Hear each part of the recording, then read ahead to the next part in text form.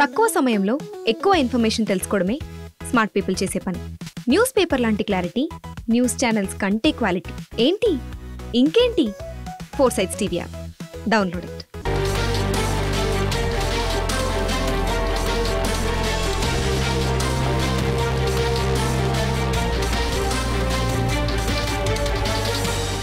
నమస్తే, welcome to 4 Sides TV political thought. నేను మీ సంపత్ కుమార్. ఈ నెల 20వ తేదీన అమెరికా అధ్యక్షుడిగా డొనాల్డ్ ట్రంప్ ప్రమాణ స్వీకారం చేయనున్నాడు. అందుకు సంబంధించి అమెరికాలో ఇప్పటివరకు ఎప్పుడూ కూడా ఎవరికి ఇన్విటేషన్లు ఇవ్వలేదు. అందుకు భిన్నంగా ఈసారి ట్రంప్ కొంతమంది దేశ అధ్యక్షులకు ఇన్విటేషన్ అయితే ఇచ్చారు. అందులో భారత ప్రధాని నరేంద్ర మోడీ పేరు లేకపోవడం మనం గమనించదగ్గ అంశం. ఇక ట్రంప్ గెలిచినప్పటి నుంచి అమెరికాకు అలాగే భారత్కు నేను సహభాగస్వామిగా అమెరికాకు భారత్కు మధ్య మరింత ఏదైతే వాణిజ్యపరంగానే అన్ని రకాల అభివృద్ధి చేయడానికి కూడా నేను అంటున్నటువంటి విశ్వగురువుగా అభివర్ణించేటువంటి ప్రధాని నరేంద్ర మోడీకి కూడా ఈ యొక్క ప్రమాణ స్వీకారానికి ఇన్విటేషన్ రాకపోవడం, అలాగే చైనా అధ్యక్షుడు జిన్పింగ్కి ఇన్విటేషన్ రావడం, ఆయన దాన్ని తిరస్కరించడం, అలాగే ఇటలీతో పాటు పలు దేశాలకు కూడా ఇప్పుడైతే ఇన్విటేషన్లు వచ్చాయి. ఇక ఈ నేపథ్యంలో ట్రంప్ భారత ప్రధానికి ఎందుకు ఇన్విటేషన్ ఇవ్వలేదు అనే దానిపైన సర్వత్రా ఉత్కంఠనైతే నెలకొంది. ఇక ఇదే అంశానికి సంబంధించి మనతోటి ఈరోజు చర్చలో పాల్గొనడానికి బీజేపీ పార్టీ నుంచి మౌనిక సుంకర్ గారు ఉన్నారు. Welcome ma'am. అలాగే సిపిఎం ఎక్స్ఎంపీ గఫూర్ గారు కూడా ఉన్నారు. Welcome sir. అలాగే ఇక ప్రముఖ విశ్లేషకులు కోటేశ్వరరావు గారు కూడా మనతోటి ఈ యొక్క చర్చలో పాల్గొన్నారు. వారు కూడా వెల్కమ్ సార్. ఇక ముందుగా బీజేపీ నుంచి ప్రారంభిస్తే, ఏదైతే ఈ యొక్క అమెరికా ప్రమాణ స్వీకారానికి భారత ప్రధాని నరేంద్ర మోడీకి ఇన్విటేషన్ రాకపోవడాన్ని బీజేపీ నాయకురాలుగా మీరు ఏ విధంగా చూస్తారు? నా వాయిస్ క్లియర్ ఉందండి? Okay, continue. ట్రంప్ ఇనాగరేషన్ కి మోదీజీ వెళ్ళేంత ఫ్రీ టైం వారికి లేదు. Point 1. Point 2, America doesn't have that culture. అంటే ప్రతిసారి వాళ్ళ ఇనాగరేషన్ కి ఓట్ టేకింగ్ సెరమనీకి అన్ని కంట్రీస్ ని ఇన్వైట్ చేయాల్సిన అవసరం లేదు. అది వాళ్ళ కల్చర్ కాదు, అది వాళ్ళ సిస్టమ్ కాదు. కాబట్టి so they are also not bothered. So ఇప్పుడు ఏమైందంటే ఇటు అమెరికా ఈజ్ నాట్ బోదర్డ్, ఎందుకంటే వాళ్ళకి ఆ కల్చర్ లేదు, అన్ని కంట్రీస్ ని ఇన్వైట్ చేసే కల్చర్. వన్స్ ఇన్ వేలు ఇన్వైట్ చేస్తారు, ప్రతిసారి ఇన్వైట్ చేయడం అనేది ఒక కల్చర్గా ఉంటుంది. అట్లేం లేదు కాబట్టి చేయలేదు. ఇండియన్ గవర్నమెంట్ నార్మల్ గా ఇన్విటేషన్ వచ్చింది కాబట్టి జయశంకర్ గారు వెళ్తున్నారు, రిప్రజెంట్ చేస్తున్నారు. సో ఇదేంటంటే neither India is bothered Nar America is bothered. అన్నెసెసరీగా దీన్ని హైలైట్ చేయడం, అన్నెసెసరీగా దీని గురించి ఆలోచించడం, ఇది ఏమంటారంటే మోల్ నుంచి మౌంటైన్ చేయడం, ఇది అన్నెసెసరీ. ఎందుకంటే వాళ్ళ పనిలో వాళ్ళు ఉన్నారు, భారతదేశం పనిలో భారతదేశం ఉన్నది. World's largest democratic country Bharat. Most youth అంటే యూత్ పాపులేషన్ వరల్డ్ లో ఎక్కువ ఉన్న కంట్రీ కూడా Bharat. And Narendra Modi is the most beloved prime minister of Bharat. Next, he does not belong to any dynasty. అంటే తాత, తండ్రి, తర్వాత మనవడు, తర్వాత వచ్చేటోళ్ళు, ఇట్లా తరాల నుంచి వచ్చిన ప్రధానమంత్రి కాదు నరేంద్ర మోదీ. ఆయన ఒక నార్మల్ ఛాయ్ అమ్ముకునే నార్మల్ కార్యకర్త నుంచి వెళ్ళి ఈ రోజు ఒక ముఖ్యమంత్రిగా డైరెక్ట్ మళ్ళీ ప్రధానమంత్రిగా ఎన్నుకోబడిన ఒక rare and enigmatic leader Narendra Modi. So he is not bothered and America is on its own. ఇక్కడ ఎప్పుడైనా కూడా geopolitics in the same way ఎట్లయితే మనం స్టేట్ పాలిటిక్స్ లో 2 parties ఎట్లయితే ఉంటాయో అండ్ 3 parties ఉండొచ్చు, in the same way geopolitics లో కూడా ఒక్కొక్క కంట్రీతోని ఒక్కొక్క సమీకరణం ఉంటుంది. ఆన్ దాట్ లైన్ పుతిన్ కి కూడా ఇన్విటేషన్ రాలేదు. సో ఎప్పుడైనా కూడా ఒక leader, right and left different 2 things ఉంటాయి in the geo politics, right wing, left wing. Unfortunately ఇండియాలో ఎట్లా ఉంటదంటే యాంటీ హిందూ, ప్రో హిందూ, ఇది అన్నమాట. మన దగ్గర మాత్రం రైట్ లెఫ్ట్ కి పరిభాష కొత్తగా ఉంటది మన దేశంలో. ఎందుకంటే హిందుత్వాన్ని తొక్కాలని చూసే ముల్లా, మిషనరీ, మార్క్సిస్ట్ 3 ఎజెండాస్ ఇక్కడ ఉంటాయి. వాళ్ళని ఎదుర్కోవడానికి ఉన్నది హిందూ యాక్టివిస్ట్. దాన్ని బీజేపీ, ఆర్ఎస్ఎస్ వాళ్ళు అని అనడం పరిపాటి అయిపోయింది. కాబట్టి ఈ జియో పాలిటిక్స్ లో మనం చూసుకుంటే ఒక కంట్రీకి వాళ్ళ ఫైనాన్షియల్ గా వాళ్ళకి ఎట్లాంటి ట్రేడ్స్ ఉంటాయి, ఆ ట్రేడ్స్ ని బట్టి టర్మ్స్ ఉంటాయి. పర్మనెంట్ గా ఫ్రెండ్ అంటే ఇప్పుడు అమెరికా భారతదేశానికి ఎప్పటికీ ఫ్రెండ్ గా ఉండాలని లేదు, రష్యా భారతదేశానికి ఎప్పుడు ఫ్రెండ్ ఉండాలని లేదు. మనకు నో డౌట్ గా శత్రువు ఉన్నది చైనా, బికాస్ చైనా మన భూభాగాన్ని తీసుకోవాలని చూస్తుంది. పాకిస్తాన్ అసలు మనం శత్రువుగా కూడా కన్సిడర్ చేయము, ఎందుకంటే అక్కడికే పోయి మనం సర్జికల్ స్ట్రైక్స్ చేసినాం. కాబట్టి మనం ఫేస్ చేయాల్సింది ఓన్లీ థింగ్ ఏంటంటే చైనా. సో చైనాతో నీదర్ మనం వార్ ఫేజ్ లోకి వెళ్ళొద్దు, నార్ మనం ఫ్రెండ్షిప్ ఫేజ్ లో ఉండడం, డిప్లొమాటిక్ ఫేజ్ లో ఉండడం అనేది అదే common political strategy. So in this on that line America is తన పని తను చేసుకుంటుంది, భారత్ తన పని చేసుకుంటుంది, ట్రంప్ తన పని తను చేసుకుంటారు, మోదీ తన పని తను చేసుకుంటారు. Bharatiya Janata Party is neither bothered nor have any stand on this particular topic. అయితే ఆ మౌనిక గారు, ఇది ఏదైతే ఈ యొక్క ఇన్విటేషన్ గురించి ఎవరైతే మన విదేశాంగ మంత్రి జయరాం శంకర్ ఉన్నారో ఆయనకైతే ఏదో నామాత్రపు ఆహ్వానం వచ్చింది. అలాగే ప్రధాని మోడీకి ఇన్విటేషన్ కనుక ఇస్తే మేము F-35 విమానాలు కొనుగోలు చేస్తామంటూ కూడా ఒక కొత్తగా వార్తలు అయితే పుకార్లు అయితే బయటకు వస్తున్నాయి. దీనిపైన మీరు ఏ విధంగా స్పందిస్తారు? భారతీయ జనతా పార్టీ అధికారంలో లేనప్పుడు మనము ఏదైనా దేశం నుంచి వెళ్ళి ఫర్ ఇన్స్టెన్స్ ఒక ఏదైనా ఫైటర్ జెట్స్ కానీ ఏవైనా యుద్ధ సామాగ్రి కొనుక్కున్నప్పుడు బోఫోర్స్ లాంటి కుంభకోణాలు చేసిన చరిత్ర కాంగ్రెస్ పార్టీది. అట్లాంటి దుస్థితి నుంచి వెళ్ళి భారతదేశం ఇప్పుడు ఎట్లా ఉందంటే మనమే యుద్ధ సామాగ్రిని తయారు చేయడం, లైక్ మిసైల్స్ కానీ ఫ్లైట్స్ కానీ ఫైటర్ జెట్స్ కానీ తయారు చేయడంతో పాటుగా మనం వేరే కంట్రీకి కూడా ఇచ్చే కొని ఎక్స్పోర్ట్ చేసే అంత స్థాయికి మనం ఎదిగినామంటే that itself shows Bharatiya Janata Party commitment for the nation. దేశం పట్ల అంత కమిటెడ్ గా ఉన్నది భారతీయ జనతా పార్టీ. కాబట్టి ఆత్మ నిర్భర్ భారత్, స్వీయ ఆధారిత భారత్, మేక్ ఇన్ ఇండియా ఇట్లాంటివి తీసుకొచ్చి మనము 1000 కోట్ల ఆర్మ్స్ వెపన్స్ తయారు చేసి వేరే దేశాలకు అమ్మే స్థాయికి మనం ఎదిగినాం అంటే అది 100% భారతీయ జనతా పార్టీ నరేంద్ర మోదీ ప్రభుత్వం వల్ల జరిగిందే. మనం న్యూక్లియర్ లో కూడా పోఖ్రాన్ అప్పుడు అటల్ బిహారీ వాజ్పేయి గారు ఎంత రిస్క్ తీసుకొని అమెరికాని ఛాలెంజ్ కూడా చేసి మనం న్యూక్లియర్ టెస్ట్ కూడా చేసినాం. సో ఇట్లాంటి మెరకిల్స్ ఏ దేశాన్నైనా మీ దగ్గర మేము తగ్గాల్సిన అవసరం లేదు, మేము తగ్గేదే లేదు అని చెప్పే దమ్ము ధైర్యం భారతీయ జనతా పార్టీకి మాత్రమే ఉంటది. స్కాములు ఇవన్నీ చేసే కాంగ్రెస్ పార్టీకి దేశం పట్ల ఇట్లాంటి కమిట్మెంట్ ఉండదు. సో ట్రేడ్ కానీ లేకపోతే ఆర్మ్స్ ఎక్స్పోర్ట్ కానీ దేనిలో అయినా కూడా దేశానికి ఒక సెల్ఫ్ రెస్పెక్ట్ ఉన్న దేశంగా, ఒక దేశం పట్ల ఒక విజన్ ఉన్న దేశంగా మన దేశాన్ని రిప్రజెంట్ చేసేది కేవలం భారతీయ జనతా పార్టీ ప్రైమ్ మినిస్టర్ ఉన్నప్పుడే. ఎందుకంటే మీరు మన్మోహన్ సింగ్ గారు ప్రైమ్ మినిస్టర్ ఉన్నప్పుడు మొత్తం వరల్డ్ లో ఉన్న అండర్ అచీవబుల్ ప్రైమ్ మినిస్టర్ లో ఆయన లిస్ట్ లో ఫస్ట్ ఉండేది, ఎందుకంటే ఆయన ఇటలీ మాత చేతిలో పప్పెట్ గా ఉన్నారు. కాబట్టి నరేంద్ర మోదీ గాని భారతీయ జనతా పార్టీ గాని విదేశీయులతోని who is enemy to this nation వాళ్లకు పప్పెట్ గా ఉండే దౌర్భాగ్యపు స్థితికి దేశాన్ని ఎప్పుడూ తీసుకురారు. ఆత్మ నిర్భర్ భారత్ ఈ దేశాన్ని ఒక మీరు ఇందాక అన్నట్టుగా విశ్వ గురు అని మీరు అంటున్నారు, మేము విశ్వమిత్ర అని అంటాం. సో ప్రపంచానికి విశ్వమిత్రగా ఉండాల్సిన భారతదేశానిగా మేము భారతదేశానికి ఏం చేయగలం, ఎలా చేయగలం అనే ఆలోచనతో భారతీయ జనతా పార్టీ ప్రతి కార్యకర్త ఉంటారు. కుంభమేళాకు కూడా మీరు చూస్తుంటే ప్రపంచంలో ఉన్న వివిధ దేశాల నుంచి 1000 మంది ఇక్కడికి వస్తున్నారు. దట్ ఇట్ సెల్ఫ్ షోస్ ఈ కల్చర్, ఈ సివిలైజేషన్ ని ప్రొటెక్ట్ చేసే బాధ్యత భారతీయ జనతా పార్టీ పైన ఉంది. అట్ ద సేమ్ టైం ఆ సివిలైజేషన్ ని ప్రొటెక్ట్ చేయాలంటే నేషన్ ని కూడా స్ట్రాంగ్ చేయాలి. మీరు రీసెంట్ గా చూసారు నేవీ, ఆర్మీ ఎంత స్ట్రాంగ్ అవుతున్నాయో, ఒకటేసారి ఎన్ని లాంచ్ చేశారు మోదీజీ నిన్న.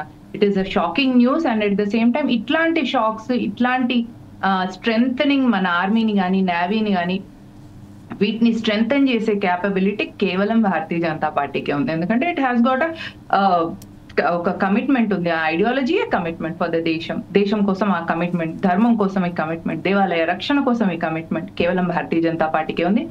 వాళ్ళ ఇన్విటేషన్ కి ఆడిపోయి మనం చేసేది ఏం లేదు. అన్నెసెసరీగా మోదీజీ టైం వేస్ట్. ఆయన అసలు నిద్రనే 3-4 గంటలు పోతాడు. అట్లాంటి మనిషిని ఆయన పోయి ఒక 2-3 రోజులు టైం వేస్ట్ అయింది దానికంటే ఇక్కడే ఉండి ఆయన ఏదైనా బెటర్ వర్క్ చూసుకుంటారు. So Bharatiya Janata Party is neither bothered not worried. ఒకవేళ నామినల్ ఇన్విటేషన్ యాజ్ యూజువల్ గా వచ్చింది కాబట్టి రిప్రజెంటేటివ్ జయశంకర్ గారు వెళ్తున్నారు. చైనాకి ఇన్విటేషన్ వచ్చినా చైనా రిజెక్ట్ చేసింది, వెళ్ళట్లేదు. పుతిన్ గారికి కూడా ఇన్విటేషనే రాలేదు. So there is a multiple invitation ప్రాసెస్లు ఉన్నాయి వాళ్ళ దగ్గర.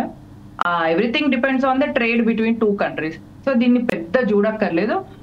ట్రంప్ ఇన్విటేషన్ కి వెళ్ళినంత మాత్రాన భారతదేశం హైప్ అయిపోదు, ట్రంప్ ఇన్విటేషన్ కి వెళ్ళినంత మాత్రాన భారతదేశం పడిపోదు. బికాస్ ఈ దేశం నేను ఇందాక చెప్పినట్టు వరల్డ్స్ లార్జెస్ట్ డెమోక్రాటిక్ కంట్రీ ఒకటి, మాక్సిమం యూత్ ఉన్న కంట్రీ కూడా Bharatadesam. So we're neither, it's normal. Nobody is thinking about it, nobody talks about it. Okay, ఇక ఇదే అంశానికి సంబంధించి సిపిఎం ఎక్స్ఎంపీ గఫూర్ గారు ఉన్నారు. గఫూర్ గారు చెప్పండి, ఏదైతే అమెరికా ఈ నెల 20న ట్రంప్ ప్రమాణ స్వీకారం ఉంది కాబట్టి దానికి భారత ప్రధానికి నరేంద్ర మోడీకి అయితే ఇన్విటేషన్ రాలేదు. దీన్ని మనం మిగతా చిన్న చిన్న దేశాలకు కూడా వారి యొక్క ఏదైతే ఆచారానికి విభిన్నంగా కూడా ట్రంప్ అయితే చిన్న చిన్న దేశాలకైతే ఆహ్వానాన్ని పంపాడు. అందులో చైనాకు పంపాడు, చైనా కూడా తిరస్కరించింది. మరి భారత్కు పంపకపోవడాన్ని మనం ఏ విధంగా చూడొచ్చు? దానిపైన మీరు ఏ విధంగా స్పందిస్తారు? సరే, ట్రంప్ రేపు 20వ తేదీ ప్రమాణ స్వీకారం చేస్తున్నటువంటి విషయంలో నాకు ఆనందంగా ఉండేది ఏంటంటే, ప్రపంచంలో ఉండేటువంటి 2 యుద్ధాలు ఆగేటువంటి వాతావరణం. ఒకటైతే యుద్ధం ఆగింది, రెండవ యుద్ధం కూడా ఆగితే ఇది చాలా బాగుంటుంది అని మనసారా కోరుకుంటున్నా. ట్రంప్ ఎట్టటోడు ఏమిటి తర్వాత సంగతి, కానీ నేను వస్తే యుద్ధాలు ఆపుతాననేసి వాగ్దానం చేసినాడు. ఆ రకంగా మంచి, ఎందుకంటే పాలస్తీనాలో అమాయకులైనటువంటి పౌరులు చనిపోతున్నారు, అది నిన్ననే ఒప్పందం ఆగడం జరిగింది. ఇప్పుడు 20వ తేదీ ప్రమాణ స్వీకారం. ఇప్పుడు మేడం సౌకన్య గారు చెప్తూ ఉన్నారు, మౌనిక గారు చెప్పేది వింటే భారతీయ జనతా పార్టీ ఎంత గొప్ప పార్టీ, లేకుంటే అసలు ఏమి ట్రంప్ పిలిస్తే ఎంత పిలవకపోతే ఎంత అనేటువంటి పద్ధతిలో మేము ఆలోచిస్తున్నాం, మాకేం పెద్ద దానికి ఇంపార్టెన్స్ లేదు అనే అర్థం స్ఫురిస్తుంది. మరి జయశంకర్ అదే పంతు పోయి ఎందుకు పైరవీ వచ్చాడు అమెరికాలో? జయశంకర్ అదే పంతు పోయి ట్రంప్తో కలిసి ఏదో పద్ధతిలో మోడీ గారిని ఇన్వైట్ చేయించుకోవాలా అనేటువంటి ప్రయత్నం సీరియస్గా జరిగింది. అయినా ట్రంప్ మీట్ కావడానికి నిరాకరించినాడు. ఆ తర్వాత మన విదేశీ మంత్రిత్వ శాఖ కార్యదర్శి ఆయన పోయి అమెరికాలో డిఫరెంట్ బ్యూరోక్రాట్స్ అందరినీ కలిసి, ఇండియా అనేది మీకు ఫ్రెండ్లీ నేషన్ కదా, మరి ఇండియా లాంటి ఒక పెద్ద ప్రైమ్ మినిస్టర్, ఇండియా లాంటి ఒక పెద్ద దేశం ఒక ప్రైమ్ మినిస్టర్ పిలవకపోతే ఎట్లా అనే పద్ధతిలో చేయాల్సిన ప్రయత్నాలను చేసిన. అయితే నేనేమి మోడీని పిలవకపోతే గొప్పది అని నేనేం అనుకోవడం లేదు. మోడీ ఎవరైనా కావచ్చు, మోడీ కావచ్చు, ఇంకోరు కావచ్చు. ఈ దేశానికి ప్రధానమంత్రి అయినప్పుడు ఈ దేశ ప్రధానమంత్రికి అవమానం జరిగితే అది దేశానికి అవమానం జరిగినట్టు నేను కూడా భావిస్తాను.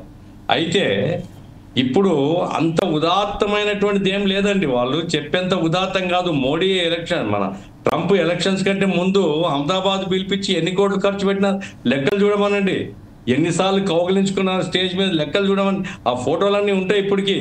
ఓ మాటకు కౌగిలించుకోవడం ఇద్దరు, అంత ఆప్యాయత, అంత అనురాగం, ప్రజాధనం ఖర్చు పెట్టి పెద్ద ఎత్తున ట్రంప్ను గెలిపించాలా అనేటువంటి ఒక సందేశం ఇవ్వడం, ఈయన న్యూయార్క్లో పోయి క్యాంపెయిన్ చేయడం, ఇవన్నీ కూడా మర్చిపోలేదమ్మా, ఎవరు మర్చిపోలేరు.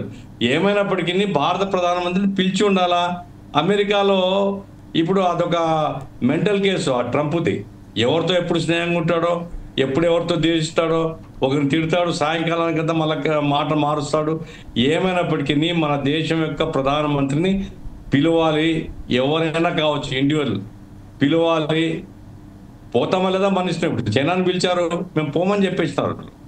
ఎందుకంటే వాతావరణంలో మొత్తం మా మీద దాడి చేస్తున్నారు, మీరు మాకు వ్యతిరేకంగా మీరు మొత్తం శక్తుల్ని కూడగడుతున్నప్పుడు మేము ఎందుకు రావాలనేది వాళ్ళు ఒక స్టాండ్ తీసుకున్నారు. మన ప్రధానమంత్రి కూడా పిలిచి ఉండాలా. సరే, ఇప్పుడు జయశంకర్ గారు పోతున్నారు, ఎందుకంటే నా తప్పదు, ఎవరో ఒకరు పోవాలి కాబట్టి పోతున్నారు. ఏమైనప్పటికీ నేను ఫీల్ అవుతుంది ఏమంటే, మోడీ ట్రంప్ మధ్య ఈ వైరుధ్యాలు ఎందుకు వచ్చాయి? వ్యక్తిగత వైరుధ్యాలు కావండి, ఇవేం వ్యక్తిగతంగా మోడీ అంటే ట్రంప్కు సరిపోదు, ట్రంప్ అంటే మోడీకి సరిపోదు, నేనేం అట్లా అనుకోవడం లేదు. భారతదేశం యొక్క పాత్ర పట్ల ట్రంప్కి ఏదో ఒక అసెస్మెంట్ ఉంది. భారతదేశాన్ని లొంగ తీసుకోవాలా. ప్రధానంగా నేను చదివింది ఏంటంటే, ఈ ట్యాక్సేషన్ విషయంలో భారతదేశంలో రిలీఫ్స్ రావడం లేదు. మా దగ్గర నుంచి రిలీఫ్ తీసుకుంటున్నారు కానీ మాకు రిలీఫ్ ఇవ్వడం లేదు. ఇట్లాంటి ఇష్యూస్లో కొంచెం ట్రంప్, ఎందుకంటే అమెరికా ఫస్ట్ అంటాడు ట్రంప్, నా దేశం బలపడాలా, నా దేశం బాగుండాలా, అవసరమైతే ప్రపంచం మునిగిపోయినా పర్వాలేదు అనేది ఆయన భావం.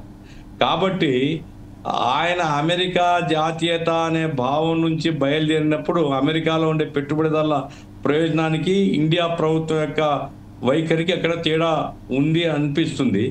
ఏమైనప్పటికీ రాబోయే కాలం చూడాలి మనం. కానీ మోడీ చాలా గొప్ప వ్యక్తి. మోడీ వస్తే ఎంత, ఇన్విటేషన్ లేకుంటే ఎంత అంత ఏం కాదండి. జయశంకర్ పోయి, మీరు సోషల్ మీడియాలో చూడండి ఎన్ని పోస్టింగ్లు ఉన్నాయి. జయశంకర్ పోయి ఎన్ని ప్రయత్నాలు చేయాలో అన్ని ప్రయత్నాలు చేసి విఫలమైనాడు. మోడీని పిలవడానికి ట్రంప్ నిరాకరించాడు. ఇది ఫ్యాక్ట్. ఇది అయితే నేను సంతోషపడాలి. ఒక దేశ పౌరుడిగా నా దేశ ప్రధానమంత్రిని తగిన గౌరవం ఇవ్వాలి అనేది నా అభిప్రాయం. ఇయ్యనప్పుడు ఏ దేశమైనా దాన్ని మనం గౌరవించాల్సిన పని లేదు. ఇది నా అభిప్రాయం. అయితే ఇక ఈ మోడీని కనుక పిలిస్తే, ప్రమాణ స్వీకారానికి పిలిస్తే మేము F-35 ఫ్లైట్లు కూడా కొంటాము అంటూ కూడా జయశంకర్ చెప్పినట్టుగా కొన్ని వార్తలు అయితే వచ్చాయి. ఇంకా దాంతోపాటు ముఖ్యంగా ఈ చైనా పైన ఏదైతే సరిహద్దుల్లో కావచ్చు మిగతా చోట్ల కొంచెం భారత్ సఖ్యతగా ఉండడం పట్ల కూడా చైనాతోటి విద్వేషం పెంచుకోవాలి అంటూ కూడా ఏదైతే ట్రంప్ భారత్ని ఒత్తిడి తెస్తున్నాడో దానికి భారత్ తలొగ్గట్లేదు అన్న అంశం కూడా తెరపైకి వచ్చింది. అందుకే ఆయనను పిలవట్లేదు. ఇద్దరి మధ్య కూడా కొంత వాతావరణం అనేది వేడెక్కింది అన్నట్టు కూడా మనకైతే వినిపిస్తే దీని రకంగా చూడొచ్చు. ఇప్పుడు ఒకటి సార్, ఇప్పుడు చైనా భారతదేశం కొట్లాడుతున్నాం అమెరికా అవసరం. రెండు పెద్ద దేశాల మధ్య తీవ్రమైనటువంటి వైరుధ్యం ఎప్పుడు ఉండాలనేది అమెరికా భావన. ఒక రకంగా ఏంటంటే ఇండియాను ఎగేసి చైనా మీద తాము చేయాల్సిన పని ఇండియాతో చేయించాలనే ప్రయత్నం కూడా చేశారు గతంలో. ఇండియా ప్రభుత్వం ఎందుకంటే తన దేశంలో తన అభివృద్ధి కావడం సహజంగా, ఏ ప్రభుత్వమైనా తన దేశంలో పెట్టుబడిదారులు అభివృద్ధి కావాలో తన దేశం యొక్క ఆ రీతే అయిందంటే వీళ్ళు ఈ బ్రిక్స్లో చేరినారు. బ్రిక్స్లో చేరడమే కాదు, వ్యాపారాలు కూడా డాలర్ కాకుండా ఇతర కరెన్సీ ద్వారా చేసుకోవడానికి కూడా ఇండియా అంగీకరించింది. ఇది ఒక రకంగా అమెరికా డాలర్ యొక్క ఆధిపత్యానికి బాగా నష్టం చేసింది. ఒక రకంగా బ్లాక్మెయిల్ చేస్తున్నారు అమెరికా వాళ్ళు ఇండియాను. ఏమంటే మాతో కనుక సఖ్యతగా లేకపోతే ఇదిగో మా శక్తి చూపిస్తామని. ఏమైనా దృఢంగా నిలబడాలా, కాబట్టి ప్రపంచంలో డాలర్కు ప్రత్యామ్నాయం కావాలా, యుద్ధాలు ఒకరినొకరు చంపుకోవడమే అమెరికా నీతి, దాన్ని ఎదుర్కోవాలా. కాబట్టి ఒక ప్రశాంతమైనటువంటి శాంతి ప్రపంచంలో ఉండాలా, అన్ని దేశాలు సఖ్యతగా ఎవరి దేశాల్లో అభివృద్ధి చేసుకోవాలనే విషయంలో మాత్రం అమెరికాకు వ్యతిరేకంగా ఎవరు నిలబడినా మేము బలపరుస్తాము. ఇప్పుడు మోడీ గారు అమెరికాకు వ్యతిరేకంగా గట్టిగా ఉన్నారని నేనేమో అనుకోవడం లేదండి. ఎందుకంటే ఆమె ఏమేమో చెప్పింది కానీ ఏదో స్వయం నిర్భర భారత్ అది. ఇప్పుడు రాఫేల్ తీసుకొని వచ్చారు. రాఫేల్ ఇండియాలో తయారు చేసుకునే సౌకర్యం ఉన్నది గత ఒప్పందంలో. దాన్ని కూడా కాదని మొత్తం వాళ్ళకి అప్పచెప్పినటువంటి పరిస్థితి ఇవన్నీ చూసినాం. కాబట్టి డిబేట్ కోసం కాదు, కానీ అంత గొప్పగా చెప్పుకోవడానికి ఏం లేదు. వాళ్ళది చెప్పుకుంటున్నారు. ఇప్పుడు మోడీ చాలా ప్రయత్నాలు చేసినాడు తనను ఇన్వైట్ చేయించుకోవాలని, అది కుదరలేదు. కుదరకపోవడం అనేటువంటిది ఆయనకేముందో కానీ ఒక భారతీయ పౌరుడిగా మన భారత ప్రధానమంత్రిని గౌరవించడం అమెరికా చేసి ఉండాలా. జయశంకర్ పోతాడా, ఎవరు పోతారా? అమెరికా వాళ్ళు ఇండియన్ గవర్నమెంట్ని ఇన్వైట్ చేయాలా, ఇండియన్ ప్రైమ్ మినిస్టర్ని ఇన్వైట్ చేయాలా. ఆ రకంగా ఇన్వైట్ చేయకుండా ఉండడం అనేది వాళ్ళ యొక్క ఆధిపత్య భావన, వాళ్ళ దురహంకార భావన, లేదా ట్రంప్ ఇండియాను బ్లాక్మెయిల్ చేయాలనే భావన. ఇది మాత్రం ఖచ్చితంగా ఇది ఆన్ రికార్డ్ ఉంటుంది. రాబోయే కాలంలో అమెరికా ప్రభుత్వం యొక్క ఒత్తిడికి లొంగకుండా ఉండాలని నేను భారత ప్రభుత్వాన్ని కోరుతున్నాను. ఇక ఇదే అంశానికి సంబంధించి కోటేశ్వరరావు గారు మీరు ఏ విధంగా చూస్తారు? ఎందుకంటే మామూలుగానైతే అమెరికా ఎవరైతే దౌత్యవేత్తలకు రాయబారులకే ఇన్విటేషన్ ఇస్తుంది, దానికి విభిన్నంగా ఇప్పుడైతే కొంతమంది ప్రైమ్ మినిస్టర్లకు దేశాధ్యక్షులకు ట్రంప్ పిలవడం, అలాగే భారతదేశాన్ని పిలవకపోవడాన్ని మీరే విధంగా విశ్లేషిస్తారు? అమెరికా చరిత్రలో 1874 నుంచి జరిగినటువంటి ప్రమాణ స్వీకారాలు ఇవి చూసినప్పుడు ఇతర దేశాది నేతలని ఆహ్వానించినటువంటి సాంప్రదాయం అక్కడ లేదు. అమెరికాలో ఉన్నటువంటి విదేశాలకు చెందినటువంటి రాయబారులు లేదా దౌత్యవేత్తలు వాళ్ళు అక్కడ గౌరవప్రదంగా ఇన్వైట్ చేస్తారు, వాళ్ళు వెళ్తారు, శుభాకాంక్షలు తెలియజేస్తారు తప్ప విదేశాంగ మంత్రులు లేకపోతే ప్రధానమంత్రులు దేశ అధ్యక్షులను పిలవడం అనేటువంటి సాంప్రదాయం లేదు. కానీ దాన్ని పక్కన పెట్టేసి ట్రంప్ ఈసారి అనేక మంది దేశాధినేతల్ని పిలిచారు.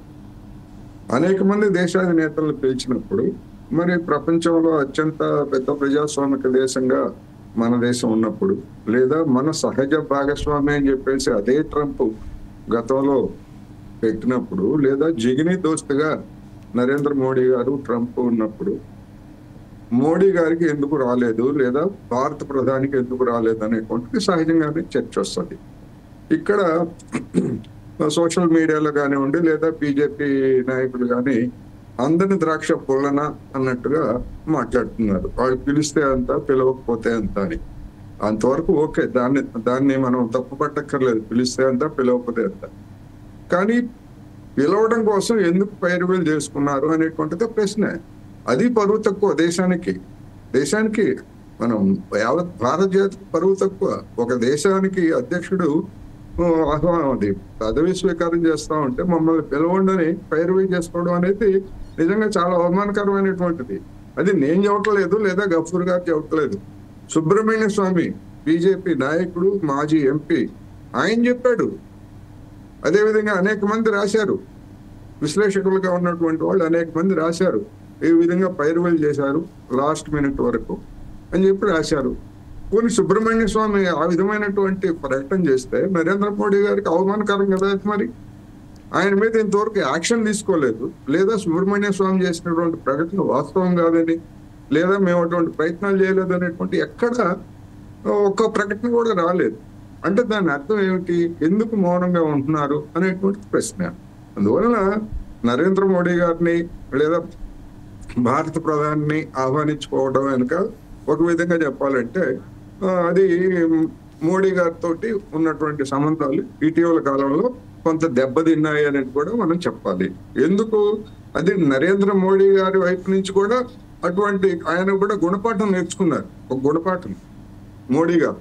ఏమిటా గుణపాఠం అంటే 2020 ఎన్నికల సందర్భంగా, అంటే ట్రంప్ రెండోసారి పోటీ చేసిన సందర్భంగా హౌడీ మోడీ కార్యక్రమం పేరుతోటి అమెరికా వెళ్ళి అబ్కీ బార్ ట్రంప్ సర్కార్ అని చెప్పేసి మన భారత విదేశాంగ విధానానికి భిన్నంగా ఏ దేశ ప్రధాని కూడా, లేదా మన దేశం కానీ ఇతర దేశాల ఎన్నికల్లో పలానా వాళ్ళని గెలిపించండి అని చెప్పినటువంటి ఉదంతం ఎక్కడా లేదు.